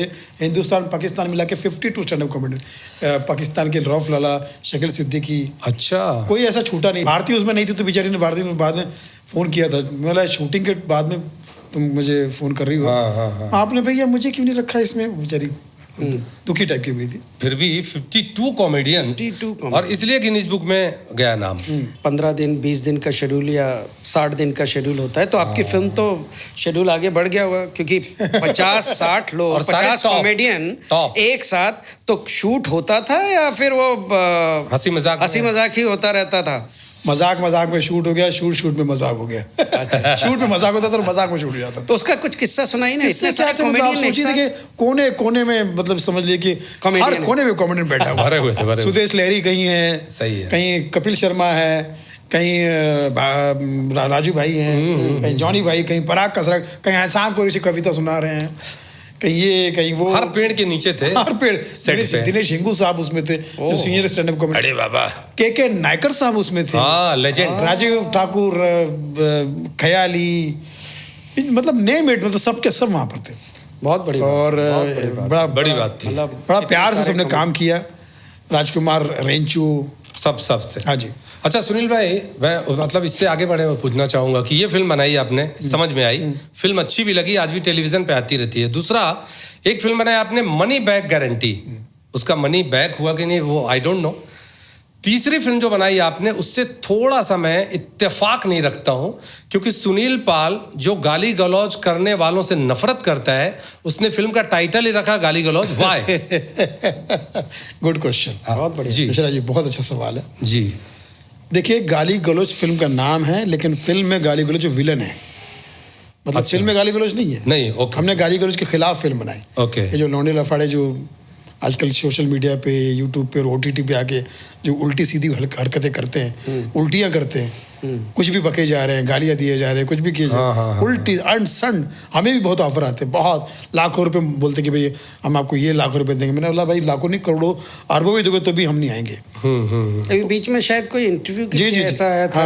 हाँ, मुझे एक वो इस टाइप के जो शो आते हैं ना, हाँ। उसमें आपको भी बुलाया था। मैंने बोला नहीं, मैं बोले नहीं आपको पैसे देंगे। मतलब कुछ भी पैसे के लिए नहीं, और किसी के लिए मैं ऐसे शो में आ ही नहीं सकता। बोले नहीं, आपके एपिसोड में हम लोग गाली नहीं देंगे। मतलब वो उस जगह ही नहीं खड़ा रहा है ना, वो प्लेटफॉर्म चाहिए ही नहीं। जहाँ कचरा है वहाँ पर कचरा ही नहीं, उससे सुनील पाल बच रहा है। बच रहा है बस। Very good. अच्छा, तो आप ये बताइए कि इनको आप कुछ संदेश देंगे? आपको लगता है ये मार्केट खराब कर रहे हैं इनको क्या? तो मैं हमेशा कहता हूँ ये आतंकवादी है, अनपढ़ है, जाहिल है, गवार है, गुड फॉर नथिंग है। ये ऐसा इंसान की शक्ल में भेड़िए हैं, और जो इनका परफॉर्मेंस देखने जाते हैं, मैं तो कहता हूँ उनको शर्म आनी चाहिए जो देखने जाते हैं। यार तुम गालियाँ खाने के लिए टिकट लेके जाते हो, वो दिन दूर नहीं, इन बेशर्म उनकी जो ऑडियंस है, बेशर्म ऑडियंस, उनको लोग जूते भी मारेंगे और वो टिकट निकाल के जूते खाएंगे। यस। इस पर मैंने एक जोक बनाया था कि हमारे एरिया का शराबी एरिया में गालियाँ देता था, पूरे एरिया के लोग गाली सुन के हंसते थे और बाद में उसको मार के भगा देते। तो भागते भागते कहता था, ये मेरा श्राप है, एक दिन मेरे नालायक औलादे ऐसा ही परफॉर्म स्टेज पे करेंगे, गाली गलौज देंगे, और तुम्हारी नालायक औलादे टिकट खरीद के उनको देखने जाएगी। ये मेरा श्राप है। क्या बात उसका है? जब शराब पूरा हुआ तो मैंने उसको फ़ोन करके पूछा, भाई तेरी तो बातें पूरी हुई यार, सब सचमुच लोग गाली गलौज दे रहे हो, सुनने लोग टिकट करके जा रहे, तू है किधर? मैं बहुत बिजी हूँ, इस वक्त 5-6 वेब सीरीज लिख रहा हूँ। ओ तेरी। मैंने कहा वेब सीरीज का कोई 2-4 डायलॉग सुना दे, तो उसे 17-18 गाली दे दी मुझे। मैं गाली की ये डायलॉग है। यही डायलॉग है। अच्छा सुनील भाई, इसमें जैसे आप नाराज रहते हैं इन सब लोगों से, ये जो गाली दे करके स्टैंड अप कॉमेडी, हाँ सही भी है। हाँ। तो इनमें कभी ऐसा मौका आया किसी को आपने फ़ोन करके डांटा हो, या सामने फेस टू फेस बोला हो यार तुम क्या कर रहे हो? एक आध बार मैं किसी शो में गया था। मैं एक कंगना रनौत के शो में गया था। अच्छा। वहाँ एक कॉमेडी का, इनके सबके नाम नहीं लेता हूँ मैं, ये बहुत मुझे वल्गर लगते हैं, नाम से ही वल्गर लगते हैं लोग। चलिए नाम नहीं, शक्ल सूरत से ही वल्गर लगते हैं। क्या आपने बोला? इनकी शक्लें, इनकी सूरत, इनकी सीरत, इनके कंटेंट से ज़्यादा वल्गर है। तो फिर मैंने उसको डांटा था कि तुम लोग जो करते हो पैसे के लिए, ये इससे समाज बिगड़ रहा है, बच्चे बिगड़ रहे कर रहे हैं, तुम्हारे अंदर औकात नहीं तो छोड़ दो ये काम करने की, जाओ जगह किसी जगह पे जाके कहीं कोई वॉचमैन की नौकरी करो। हालांकि वॉचमैन भी तुमसे ज़्यादा रिस्पेक्टेड, और वॉचमैन को अगर 2 घूंट ज़्यादा दारू पिला दी जाए तो तुमसे ज़्यादा गाली वाला अच्छा कंटेंट वो कर सकता है। ये सब चीज़ें झाड़ी मैंने तो, बट ठीक है, मुझे ऐसा लगता है कि हर बुराई एक आंधी तूफान की तरह होती है, छट जाएगा। अच्छा, एक और सवाल है, ये स्टैंड अप कॉमेडियंस हो गए जो खराब कर रहे हैं मार्केट को, आपके हिसाब से कवि अच्छा काम कर रहे हैं अभी, मुझे ऐसा लग रहा है, तो कवि की छवि क्या है आपके? कवि 90% जो है वो चोर है, छिचोर है। चोर भी है, छिचोर भी है। इन लोगों की कोई औकात नहीं है। ठीक है, इन लोगों को क्या है, किसी का कंटेंट सुन लिया, किसी का जोक सुन लिया, किसी की टिप्पणी सुन ली, किसी वही चलाते रहते हैं, वही दुनिया भर में जाके हंसाने की कोशिश करते हैं। 10% कवि है जो ठीक है, ओरिजिनल है। एक दो के नाम आप लेना चाहेंगे जो ठीक है, आपको पसंद है? हाँ, जो पसंद ठीक है। हाँ पसंद है। मुझे हमारे 2-4 लाइनों वाले हमारे सुरेंद्र शर्मा जी, शर्मा जी, हाँ, शर्मा जी पसंद है। एक शांति तूफान मुझे बहुत पसंद थे। अच्छा। वो अब नहीं रहे। नहीं रहे, हाँ। ऐसे तीन चार लोग हैं जो मुझे, बाकी सब ऐसे ही है, अभी जो इन दिनों बहुत भगवान भरोसे, सब ट्रेंडिंग में है। सब भगवान भरोसे, राम भरोसे। वैसे सब आपने राम बहुत बड़े बड़े इस देश के कवि हैं जिनका नाम आपने नहीं लिया है, अवॉइड कर रहे हैं। चोर है उचक के, तो क्या नाम लूं उनका मैं, क्या नाम लूं? लेकिन वो तो आज 25-25 कौन लाख सा चोर रुपए कहेगा चार्ज कि मैं कर चोर रहे नहीं हैं। हूँ? कौन सा चोर कहेगा कि मैं चोर हूँ? वो तो लेकिन हमें देखिए क्या है, ऑडियंस बेचारी मासूम ऑडियंस है। देखिए वो जो छिचोरों की जो ऑडियंस है वो तो मासूम नहीं है, वो तो नालायक ऑडियंस है। लेकिन कवियों की जो ऑडियंस है वो बेचारी सीधी सादी मासूम है। उन्हें नहीं पता कि कौन हमें क्या बेच के जा रहा है। बड़े बड़े शायरों के शेर सुना दिए, कहीं चुटकुले सुना दिए। हमारे कितने चुटकुले सुनाकर कभी अपना काम चला रहे हैं। लेकिन ठीक है, कोई बात नहीं। लेकिन आपका भी आइटम कभी किसी बहुत- कवि ने कभी- किया है? कभी। बहुत लोग करते हैं, बहुत। नाम लेना चाहेंगे एक का? मतलब देखिए क्या है, दुख तो होता है कि मेरा आइटम यार वो कर रहा है। मैंने कहा नहीं, नाम ना नहीं, मैं याद दिलाता हूँ क्योंकि कॉमेडियन होने के नाते उन कॉमेडियंस के साथ भी मेरे शोज होते हैं, तो मैंने देखा क्योंकि इनके साथ बहुत सारा हमारा रिश्ता ऐसा रहा है, तो इनके जोक जैसे आपको याद होगा आपने बुजुर्गों पे किया था कि बुजुर्ग आदमी को एक कम उम्र की लड़की से प्यार हो गया। मटुक नाजी और जूली पर किया था मैंने, स्टार प्लस पे किया अच्छा, उस वक्त, था लाफ्टर चैंपियन में, कि जूली को पूछा गया कि तुमने मटुक नाज से प्यार क्यों किया, मटुक नाज तुम्हारे टीचर है और एज में डबल टिबल है, प्यार क्यों किया? बोले इनके अंदर दो क्वालिटी बहुत अच्छी है। अच्छा। बोले एक इनकी इनकम और दूसरे इनके दिन कम। वाह, क्या तो इतना हिट हुआ कि वो मतलब ये है। हर अवार्ड में, हर फंक्शन में बड़े बड़े कलाकारों ने, बड़े ये बड़े देखा, स्टारों ने देखा। लिया। और मेरे सामने जोक ऐसे बना ऐसे था। बहुत सारे। फिर वो मोदी जी की टिप्पणी बड़ी हिट हुई थी कि आज मैं जहाँ कहीं भी हूँ मेरे सीनियर लीडर की वजह से हूँ, और मेरे सीनियर लीडर आज जहाँ कहीं भी है वो आज मेरी वजह से। अच्छा।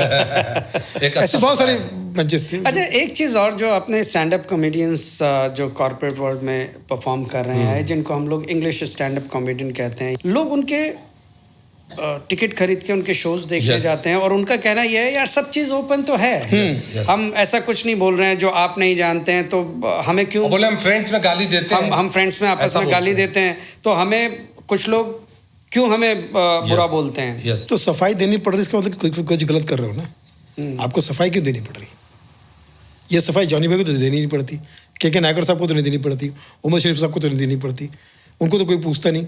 सफाई देनी पड़ रही है, इसका मतलब कुछ आप हाथ रख के काम कर रहे हैं। उंगली उठी है। हाँ, कि भैया हम गलत नहीं कर रहे यार, ऐसा ऐसा ये है, आपको सफाई देनी पड़ रही ना। इसका मतलब कि मानो कि तुम गलत कर रहे हो, मुजरे करोगे तो। देखो क्या होता है कि नंगे से तो भगवान भी डरता है ना। नंगा मतलब नागा बाबा की बात नहीं कर रहा हूँ मैं, लेकिन नंगे से तो भगवान भी डरता है। अगर आदमी अपने ऊपर उतरा है तो वो सफाई देता रहेगा, सुनते रहो। लेकिन सच तो ये है कि सवाल हो रहे हैं ना।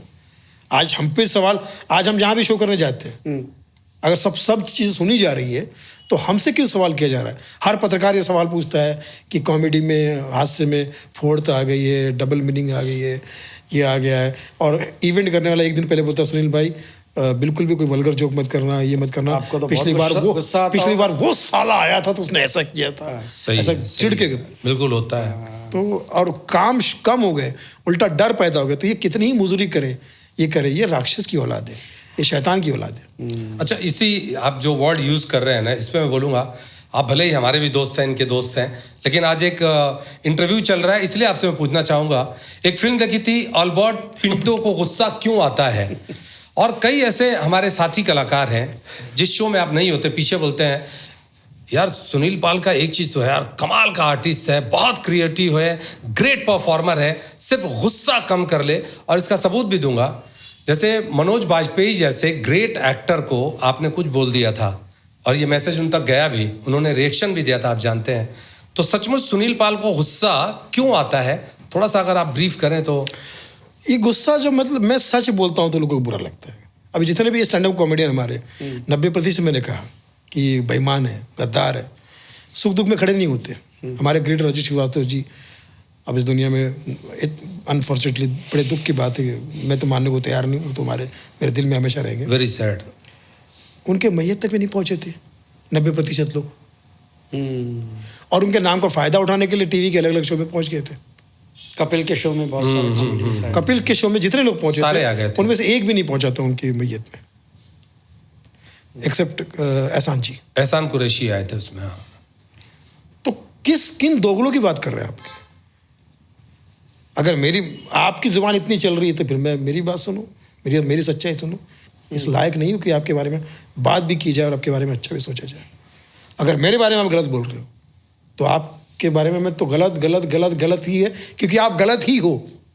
मैं तो गलत नहीं हूँ, आप मुझे गलत ठहरा रहे हो।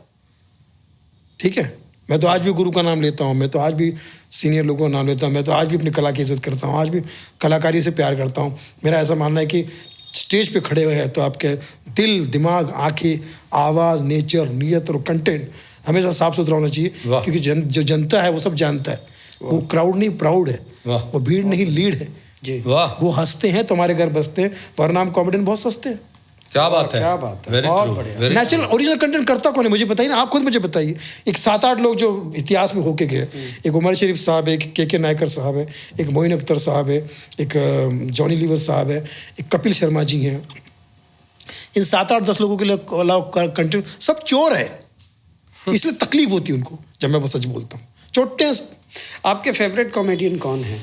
वैसे तो सबके सर्वोपरि फेवरेट है मेरे के नायकर साहब, के नायकर ओह। साहब। जबलपुर के सुपरस्टार। जॉनी भाई भी उनको अपना गुरु मानते लेकिन के नायकर साहब का नाम हमने तो सुना है, लेकिन व्यूअर्स को उनके बारे में कुछ हैं। तो बताएंगे? जानिए, उनको सर्च कीजिए। अभी तो हालांकि उनका वीडियो नहीं मिलेगा। वो उस जमाने के कलाकार है जब 3-3 घंटा स्टैंड अप मेले ठेले में किया करते थे, और इतने अच्छे मिमिक्री आर्टिस्ट। उनसे अच्छी मिमिक्री कोई नहीं कर सकता, उनसे अच्छी पैरोडी कोई नहीं कर सकता, उनसे अच्छे कैरेक्टराइजेशन कोई नहीं कर सकता, उनके जैसा परफॉर्मेंस कोई नहीं, प्रेजेंटेशन किसी का अच्छा नहीं है।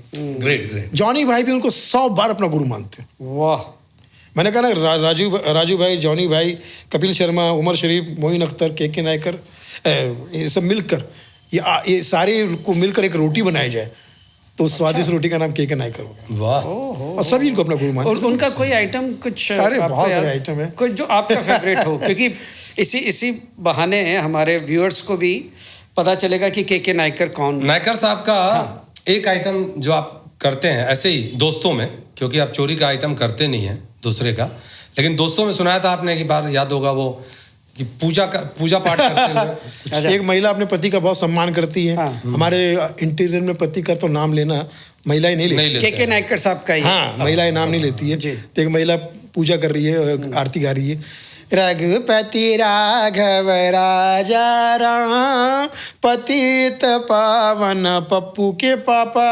हाँ? पप्पू के पापा राजा राम है ना? हाँ, इनका नाम, पप्पू के पापा का नाम राजा राम है ना, मैं मुंह से नहीं ले सकती। अच्छा। क्या बात है, हाँ, नाम नहीं लेते। हाँ, ये भी एक आदमी का उपवास था, हाँ। तो पत्नी से कह रहा, देखो आज मेरा उपवास है। उपवास मतलब समझती ना? हाँ, माया मोह से दूर, परमात्मा की तरफ 24 घंटे, मतलब हर पल सिर्फ परमात्मा के चरणों में, माया मोह से दूर। आज मुझे ये मत बोलना कि ये नहीं वो ऐसा सब, बिल्कुल दूर। आज मेरा उपवास है। हाँ, उपवास का मतलब समझते हो? तुम्हारे खानदान में किसने उपवास रखा है क्या? हाँ, मतलब ये जो, चुप बदतमीज कहीं की। उपवास का मतलब ये होता है अपने गुस्से पे काबू रखना, कंट्रोल, अपने माया मोह पे अपने काबू रखने हर चीज के। कुछ तुमको समझ में आता है क्या? हाँ, खाना पीने से दूर। ये नहीं कि तुम मतलब भजिया बना रही हो और समोसा बना रही हो, उसमें चटनी भी लगा रही हो, कांदा भी काट रही हो, ये सब नहीं करना, ठीक है? सब चीज से दूर। और अब मैं नहाने जा रहा हूँ, गर्म पानी रखा कि नहीं? प्रभु की भक्ति में जो है, मतलब किसी चीज का लोभ नहीं होना चाहिए। गर्म पानी ठीक से रखा कि नहीं वहां पर, है ना? मैं जा रहा हूँ अभी नहाने के लिए, उपवास रखा मैंने, ठीक है? उपवास का मतलब तो समझती हूँ ना? हाँ, समझ गए मैं। मतलब आप तो मतलब ऐसे मतलब पुरानी ले रहे हैं, मतलब ठीक है, उपवास रख रहे हैं ना, ठीक है? उपवास, नहाने जा रहा हूँ। अब वो नहा के आधे घंटे बाद जब वापस आए, अरे सुनो सुनो सुनो सुनो, एक ऐसी खबर दे रहा हूं, सुनते तुम्हारे कान फट जाएंगे, इतनी जबरदस्त खबर है। मतलब ब्रेकिंग न्यूज दे रही हूं, मतलब बता रही हूं मैं, पूरे मोहल्ले के लिए एक नई न्यूज है। मतलब भगवान क्या न्यूज है? मतलब उपवास की दिन तुमने ऐसी कोशिश, यही तो होता है उपवास का प्रताप, भगवान की कृपा, ईश्वर की कृपा। इतनी खतरनाक जबरदस्त न्यूज दे रहा हूं तुम्हें याद है वो एक मैंने जो बनियान खरीदी थी 6 महीने पहले? हाँ, वो खो गई थी। हाँ भगवान, आपने कितना मुझे गाली दी थी, कितना मुझे टॉर्चर किया था, मेरे पूरे खानदान के ऊपर अपने क्या क्या बोला था, किसने, मेरे भाई ने लेके गई होगी, मेरे पिताजी, मैंने पूरे परिवार से पूछ लिया, किसी के पास नहीं मिली, कहीं भी नहीं मिली। अरे पागल, वो बनियान आज मिल गई। ओह, कहाँ? मैं तो पूरा घर छान मारा। बाथरूम पे तो छान मारा था, कहीं नहीं। सुनो तो सही, तुम्हारी यही आदत है, तुम सुनते नहीं। बाथरूम में गया, नहाने के लिए जैसे ही शर्ट निकाला, अंदर बनियान थी। माँ कसम 6 महीना नहीं नहाया था। के बाद नहा रहा। उसके बाद फिर वो भजन कीर्तन शुरू करता। तो वो एक लंबा है। उनका क्या खासियत क्या है, वो ऐसे ही माहौल बनाते बनाते अरे बनाते बाप रे, great. उनका एक एक आइटम 20-20 मिनट का होता है। Great. और लोग ऐसा खो जाते हैं जैसे ये सामने पिक्चर चल रही हो। सचमुच the great Great, Nayakar great, उनके ऐसी फिल्म दिखाते हैं ना वो बहुत परफॉर्मेंस बढ़िया, में। बहुत जबरदस्त कलाकार, बहुत कमाल। चमत्कार है वो। मतलब वो कलाकार नहीं, वो चमत्कार है। और अभी भी हैं वो, और टच में हैं, स्वस्थ हैं, और हम लोग आशीर्वाद लेते रहते हैं उनसे फोन करके। सुनील भाई, आपने एक फिल्म की है अभी, कॉफी विद एलोन। क्या कहानी है इसकी? ये एक डिप्रेशन की कहानी है। अच्छा। आज देश और दुनिया में हालात जैसे चल रहे हैं, हर दूसरा आदमी डिप्रेशन में, हर दूसरा आदमी डिप्रेशन में। शुक्र है कि मैं पहला आदमी हूँ हाँ? जो इस बात को समझ पाया। ये अच्छा है। इसलिए मैंने वो फिल्म बनाई कॉफी विद अलोन, इसलिए मैं अकेला हूँ, कॉफी विद अलोन। तो फिल्म जो है डिप्रेशन का एक पेशेंट की कहानी है, जो 1.5-2 घंटे की पिक्चर है। अकेली अलोन एकल फिल्म है, एक ही कैरेक्टर की फिल्म है। और सुनील दत्त साहब ने यादें बनाई थी, वैसे सुनील पाल साहब ने ये फिल्म, हम सुनील लोगों ने ये अच्छा, सुनील से इसका मकता लिया। तो ये फिल्म है कॉफी विद अलोन, मजा आएगा आपको। इसमें आवाजें बहुत सारे stars आवाजें की बहुत हैं। सारे कलाकारों की है। कई स्टारों की है। राकेश बेदी, अशोक मिश्रा, अच्छा। मुश्ताक खान, एहसान कुरैशी की आवाज़ें। तो सुनील भाई, ये डिप्रेशन आज हमारे देश में या कहीं भी विदेशों में भी देखें, हर आदमी डिप्रेशन में, हम सुनते हैं कोई ना कोई जीवन में एक बार डिप्रेशन में ज़रूर जाता है। आपके साथ कभी ऐसा होगा? बिल्कुल, मैं बहुत सारी जगह टाइम पे डिप्रेशन में जाता हूँ, लेकिन मैं समझता हूँ कि एक जर्नी रही है जिसमें मैंने बहुत अकेला समय बहुत गुजारा है। स्ट्रगल करने आया था तो 10 साल का अकेला समय। फिर तो मैं अपने आप में एक कह सकता हूँ कि अपने आप के अंदर बहुत रहता हूँ। मैं विद इन बहुत रहता हूँ। तो जैसे मुझे कोई प्रॉब्लम आ गया तो मैं खुद ही सवाल का जवाब ढूंढता हूँ, ये करता हूँ, वो करता हूँ, और उसमें से निकलने की कोशिश करता हूँ। तो अभी तक तो डिप्रेशन का मतलब अगर यही है कि भाई आप अपने आप में नहीं हो, परेशानी में हो कुछ, तो मुझे ऐसा लगता है कि हम और मेरा क्या है, मैं राइटिंग की आदत है मुझे। लिखता हूँ मैं, गाना गाने की आदत है, गाना सुनता हूँ मैं, या गाता रहता हूँ, या कोई पेंटिंग बना लेता हूँ, या अशोक मिश्रा जी को मैं फ़ोन कर लेता हूँ कि भैया मेरा ये प्रॉब्लम, ये मेरे साइकेट्रिस्ट हैं। अशोक जी तो कमाल के। 100 गुरु, इनको मैं 100 गुरु बोलता हूँ। अच्छा। लव गुरु तो एक ही होती है, 100 गुरु है। सही है। तो कहने का तात्पर्य है कि आप लोगों से शेयर कर सकते हैं। यही इसका इलाज है डिप्रेशन का। या तो फिर जब आपको काम मिलना, मेरा क्या ट्रैवलिंग बहुत ज़्यादा होता है, तो ट्रैवलिंग में फिर अपने आप को मैं भूल जाता हूँ, ये करता हूँ। उसमें कुछ लोग समझदार अगर आपके आसपास में है तो अच्छा हो जाता है, और नहीं है तो फिर वो बड़ा टिपिकल टाइम गुजर जाता है कि यार बहुत मुश्किल हो जाता है। कुछ समझता नहीं है। मिसाल के तौर पे अभी जैसे मैंने कोई अच्छा शो कर दिया तो उस वक्त मुझे ज़्यादा खुशी होती है। एक कॉमेडियन की बात करूं, आप इस दौर में हैं डिप्रेशन के, लेकिन आप स्टेज पे जब जाते हैं तो क्या वो डिप्रेशन गायब हो जाता है, या उसका असर थोड़ा तो रहता होगा परफॉर्मेंस पे? बिल्कुल रहता है। और कभी कभी ऐसा हो जाता है कि जब आपको रिस्पांस नहीं मिलना शुरू हो जाता है तो फिर वो हैवी भी हो जाता है, हावी भी हो जाता है। बहुत। लेकिन परमात्मा की कृपा से परमात्मा शायद संभाल लेता है ये, क्योंकि हम लोगों ने क्या हंसाने का काम ऊपर वाले ने हमको दिया है। तो मैं सोचता हूँ कि परमात्मा ही सोचता होगा यार अच्छा काम करने जा रहा है तो इसको थोड़ा सा ठीक रखे। तो ये इस वजह से शायद, वरना वो फिर इतनी चीज़ें देता नहीं कि भैया आपको एक जोक भी दे रहा है। रोज़ाना कुछ ना कुछ हम जोक्स डिस्कस करते रहते हैं। मिश्रा जी कहते हैं कि यार मैंने एक जोक बनाया, मैं कहता हूँ इसी टाइप का मैंने एक जोक बनाया। और मेरी आदत है, मैं मिश्रा जी को बोलता हूँ कि ये दर्शकों की यूनिवर्सिटी है। He is the best audience, है ना, कमाल है अमंग ऑल। तो ये इनको मैं बोलता कि इस टाइप का कोई जोक आया तो नहीं, क्योंकि इनके पास में कोई आप चीट इनकी नहीं कर नजरों सकते। से- नहीं, इनको आप बेवकूफ़ नहीं बना सकते। लेकिन ये है कि डिप्रेशन का आसान तरीका जो मैंने फिल्म में भी बताया, जो कॉफ़ी विद अलोन, ये कि अलग अलग शौक पालो। एक चीज़ से बोर हो जाओ, मान लीजिए कि अगर आप परफॉर्मेंस शो नहीं है आपका, तो आप मैं हर किसी फंक्शन में जाता हूँ, हर किसी के प्रोग्रामों में जाता हूँ। कोई अगर नया बंदा भी स्टैंड अप का शो कर रहा है या गाने का शो कर रहा है या कोई म्यूज़िक, आप मुझे देखिए मैं हर जगह पे पाया जाता हूँ। सीख नहीं मिलता कुछ, और उस टाइम में सही बात है कि अगर आपका सुर लग गया तो आप अपना डिप्रेशन भूल सकते हो। बिल्कुल होता है। अकेले रहेंगे और आप इतने कैपेबल है कि अपने आप को समझा सको तो ठीक है, अदरवाइज फिर अगर नहीं समझा पाए तो और डीपली आप बहुत मुश्किल हो जाता है। परेशानी में जाते। इसमें आपके जीवन का सबसे दुखद क्षण क्या था? दुख के क्षण तो बहुत सारे हैं, मतलब पैदा ही आँख ही हमने दुख में खोली है। मतलब उसे कहते हैं ना कि रोते हुए हम जिस दुनिया में। तो डिप्रेशन जो है वो हमारे पास में इसलिए भी नहीं आता क्योंकि बचपन से बड़ा अभाव में हम लोग जिए। छोटा था तो मेरा सपना क्या था? खाना खाऊंगा। ओह, मेरे को सपने आते थे कि पेट भर खाना मिले मुझे। तो ऐसे अभाव में कपड़े ठीक नहीं होते थे, हालात ठीक नहीं, इज्जत नहीं मिलती थी कहीं, तो इज्जत की आदत ही नहीं थी। कोई टपली मार देता था, कोई घर के बाहर फेंक देता था खड़ा होके, बाप मार देता था, माँ मार देती थी। कोई कुछ था ही नहीं, खोने के लिए क्या था हमारे पास। सही है। जब यहाँ पे आए तो फुटपाथ पे रहते थे, जो मिल गया कभी। अरे आपको मालूम फूड पॉइजन क्या होता है मुझे पता नहीं, इतना बुरा खाया इतना बुरा खाया कि ओके। कि अब अच्छा। पेट में कुछ गड़बड़ होती ही नहीं तो कभी। सुनील भाई, आपका पसंदीदा फूड है क्या? क्या पसंद है आपको बहुत? वैसे तो मैं दाल चावल का शौकीन हूँ, अच्छा। क्योंकि हम जिस तरह पे मैं झाड़ी पट्टी का हूँ, विदर्भ साइड का, गढ़चिरोली साइड का, बल्लार शहर से, वो आंध्रा का बॉर्डर। और एक आंध्रा का कनेक्शन भी आपको बता दूं, जॉनी भाई भी आंध्रा के, हाँ। मैं और के नायकर साहब भी आंध्रा के। ओह हो वाह। तो इसलिए, और आंध्र प्रदेश का मैं किनारे के, तो कहने का तात्पर्य महाराष्ट्र और आंध्रा का मेरा कुछ बॉन्डिंग है। बॉर्डर जॉनी भाई की बिल्डिंग का नाम ऑक्सफोर्ड टावर है। तो मैं कई बार कहता हूँ कि मैं ऑक्सफोर्ड यूनिवर्सिटी का स्टूडेंट हूँ। क्या बात है। नहीं, वो फेवरेट फूड क्या है? हाँ, फिर दाल चावल सब्जी रोटी नॉर्मल। नॉनवेज नहीं खाते हैं? आपके घर पे आता हूँ, भाभी जी जब खाना बनाती है तो लगता है कि मजा आ गया। और नॉनवेज? एकदम घर जैसा खाना।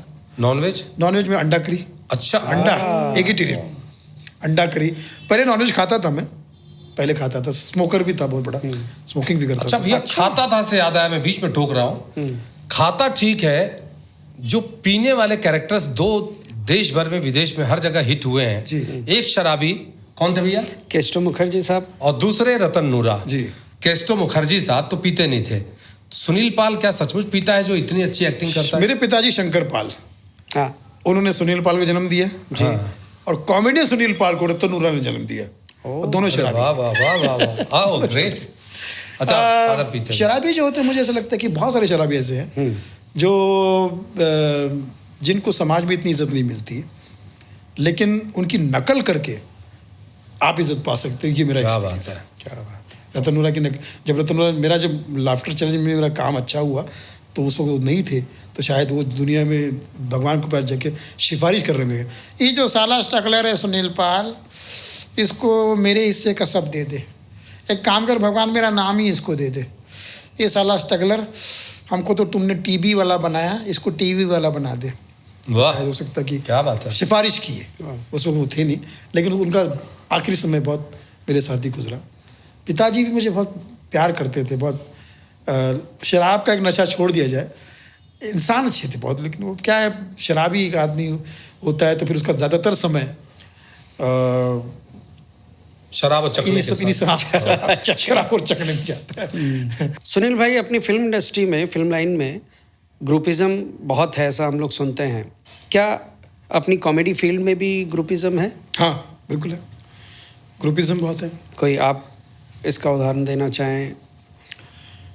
अब जैसे कपिल है, कपिल का ग्रुप, जो ग्रुपिज्म का मामला जो है मैं सुनते रहता हूँ। कपिल तो मेरा बहुत ही फेवरेट है, लेकिन उसमें इतना दयालु भी है वो कि अनवांटेड लोगों को भी अपने साथ रख लेता है।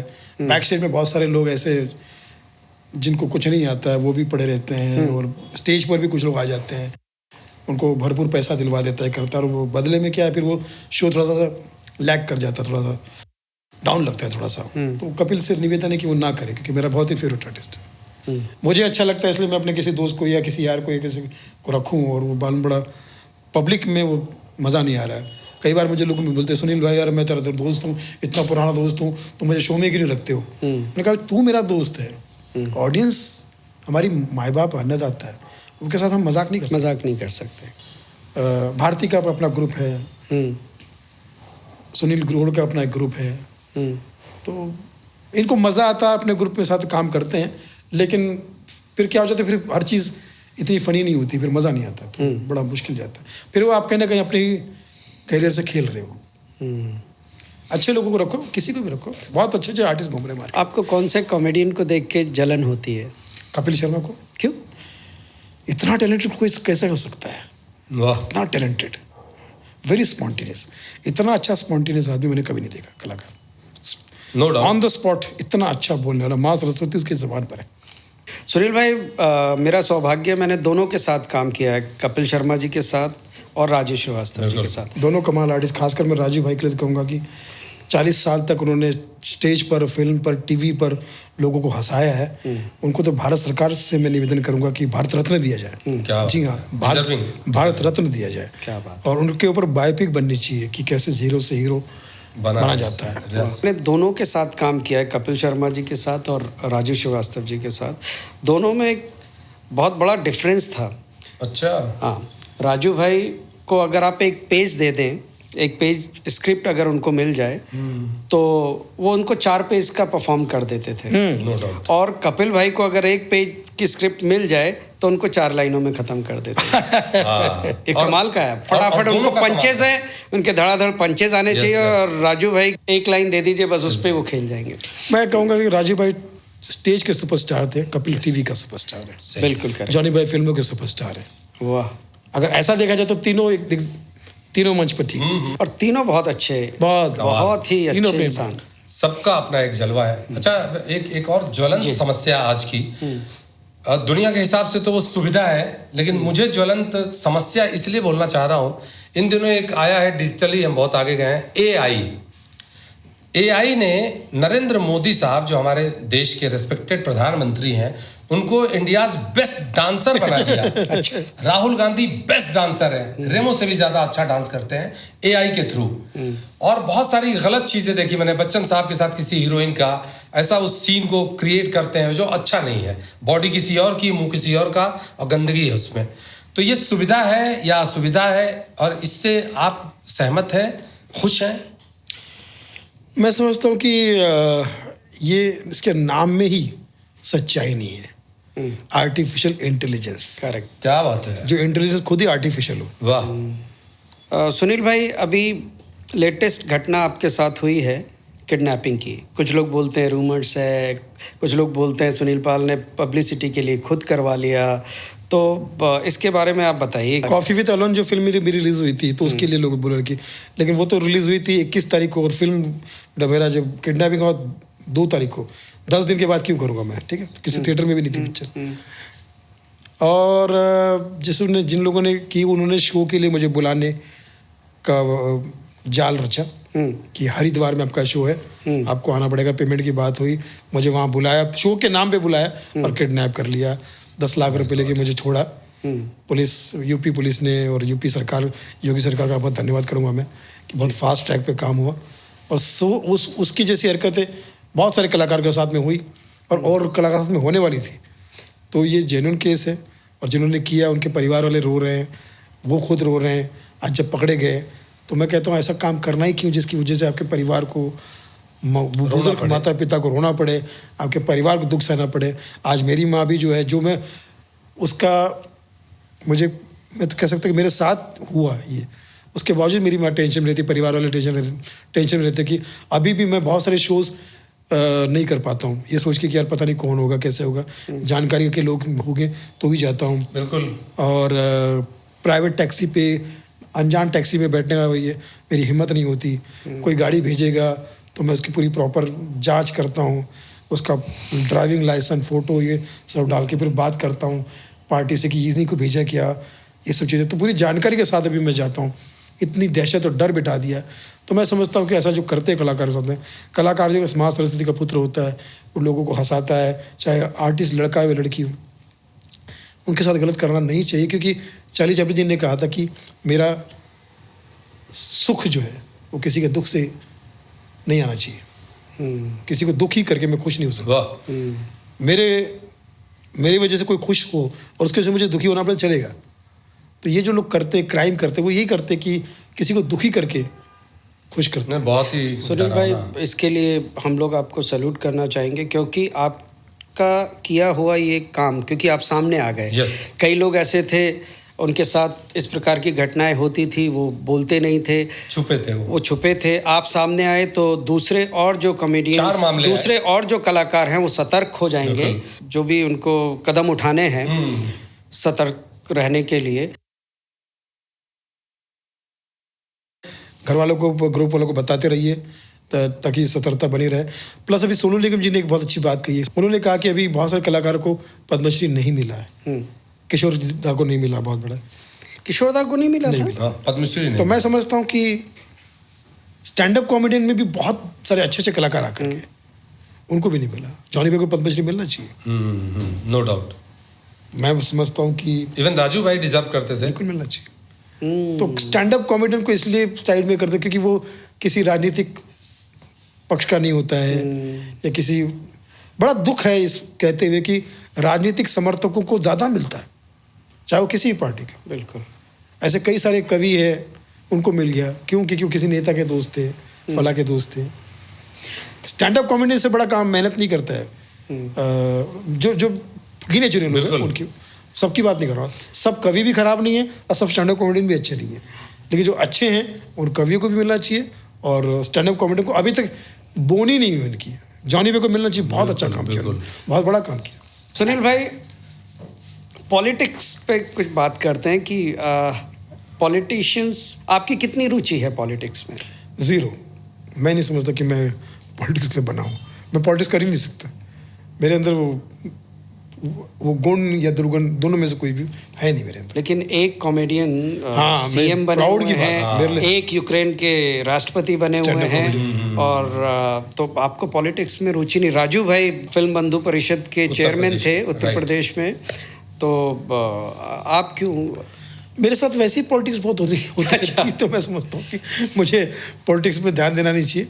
मैं नहीं कर पाता पॉलिटिक्स तो, लेकिन जो कर रहे हैं भगवंत मान मेरे लिए वैसी नाम की तरह साडा मान, साडा सम्मान भगवंत मान।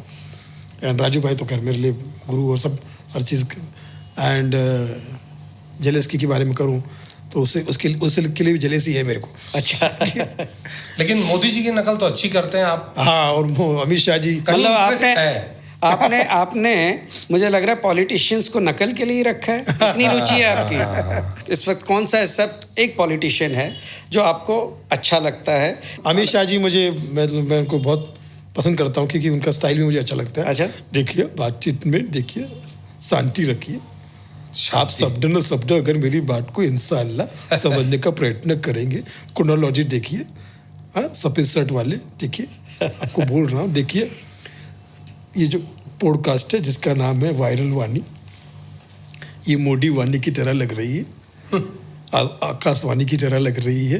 तो इसकी वाणी जो है दूर तक फैलने वाली है, क्योंकि ये अपने कार्य में शहंशाह है, बादशाह है। मैं देखिए अमित शाह भी है। आपको वायरल वाणी के लिए मेरा संपूर्ण समर्थन है, क्योंकि आप घर जैसे हो और मैं गृह मंत्री हूँ। आप का जय हो मेरा हो चुका है। देखिए शांति रखिए, मान्यवर हूँ। और मोदी जी इसी पे मैं तो आज मैं वायरल वाणी में आकर बड़ा प्रसन्न हुआ, क्योंकि ये जो मित्र है मेरे, दोनों मित्रों से कहूँगा कि मित्रों, लोगों को हंसाओ मत रहो। आज मैं वायरल वाणी के प्रेम में पड़ गया हूँ, क्योंकि वाणी से मुझे बड़ा प्रेम है, चाहे वो आडवाणी क्यों ना हो। अच्छा। क्या बात है, वाह वाह वाह। बहुत मजा आ गया। बातचीत का इसको कहते हैं भैया कि लग ही नहीं रहा। देखिए कब से हम बात कर रहे हैं, घंटों हो गए, ऊपर हो गया, लेकिन जी अपना खुद का नहीं भर रहा है। जबकि हम दोस्त हैं तो ऑडियंस को भी उतना ही ज्यादा मजा आएगा। और अब क्या लगता है आपको, बस समापन करना चाहिए? लेकिन उससे पहले एक बात तो मुझे याद आ रही है सुनील भाई, अक्सर मैं महफिलों में, दोस्तों में, स्टेज पे बिहाइंड स्टेज बोला करता हूं कि सुनील पाल के बराबर क्रिएटिविटी नहीं है। और मैं फ्रैंकली बोल रहा हूं, ये दुनिया देखेगी। बिल्कुल, सारे आर्टिस्ट कमाल है, बेमिसाल है, और सारे आर्टिस्ट हमारे दोस्त हैं, सबका अपना एक अंदाज है। लेकिन सुनील पाल इज वेरी क्रिएटिव, ऐसा मेरा मानना है। जमाना भी यही कहता है कि नए नए आइटम्स बनाते हैं। तो मैं चाहूंगा कि इस वायरल वाणी के थ्रू दर्शक भी देखे कि कुछ नया आइटम जो कभी किसी ने सुना ना हो, ऐसा कुछ है अभी। इस आइटम से पहले खाली एक चीज और मुझे याद आ गई, आपका वर्ड प्ले बहुत कम है। आपने अपने व्हाट्सएप पे लिखा हुआ है, वो मुझे मानता ही उसकी महानता है। मैंने सुना है कि राजेश खन्ना जी का फोटो डालते मैंने लिखा था, हाँ, एक महानायक, एक महान नायक। वाह वाह वाह, क्या बात है। और कुछ आपके बहुत कुछ तो फिल्मों में भी यूज हुए हैं। हाँ, फिल्मों तो में। आप कुछ अपने गुर्बत में जो वड़ा पाव खाता है, अच्छा वक्त आते ही वो बड़ा भाव खाता है। जब से लोग शहर में जाके कमाने लगे हैं, सुना है आजकल वो लोग घर में, गांव में कमाने लगे। वाह वाह वाह वाह वाह, इस टाइप की क्या चीजें। बात है। और भी है बहुत सारी चीजें हैं, भर भर के हैं। वर्ड प्ले के मैं ये कहना चाहूंगा कि वर्ड प्ले कर करके पूरा वर्ल्ड में प्ले कर रही है। तो ये कमाल है। तो अशोक भाई ने जो फरमाइश की है, तो मैंने सोचा कि यो हनी सिंह जो रैप का बादशाह है, जिसकी रफ्तार बढ़ती जा रही है, वाह, और अभी उनकी वापसी इन दिनों ही इंटरव्यू के थ्रू हुई है। वो भी डिप्रेशन में थे। उनको भी हमारी फिल्म कॉफी विद लो देखनी चाहिए। अच्छा, coffee with low. Anyway, but मैं उनका बहुत बड़ा फैन हूँ, यो हनी सिंह का। मैंने सोचा कि चुनाव का समय चल रहा है, तो किसी ने उनसे कहा कि भैया आपकी पॉपुलैरिटी बहुत ज़्यादा है, तो क्यों ना चुनाव में खड़े हो जाओ। अच्छा, लेकिन मुझे भाषण देना आता नहीं है।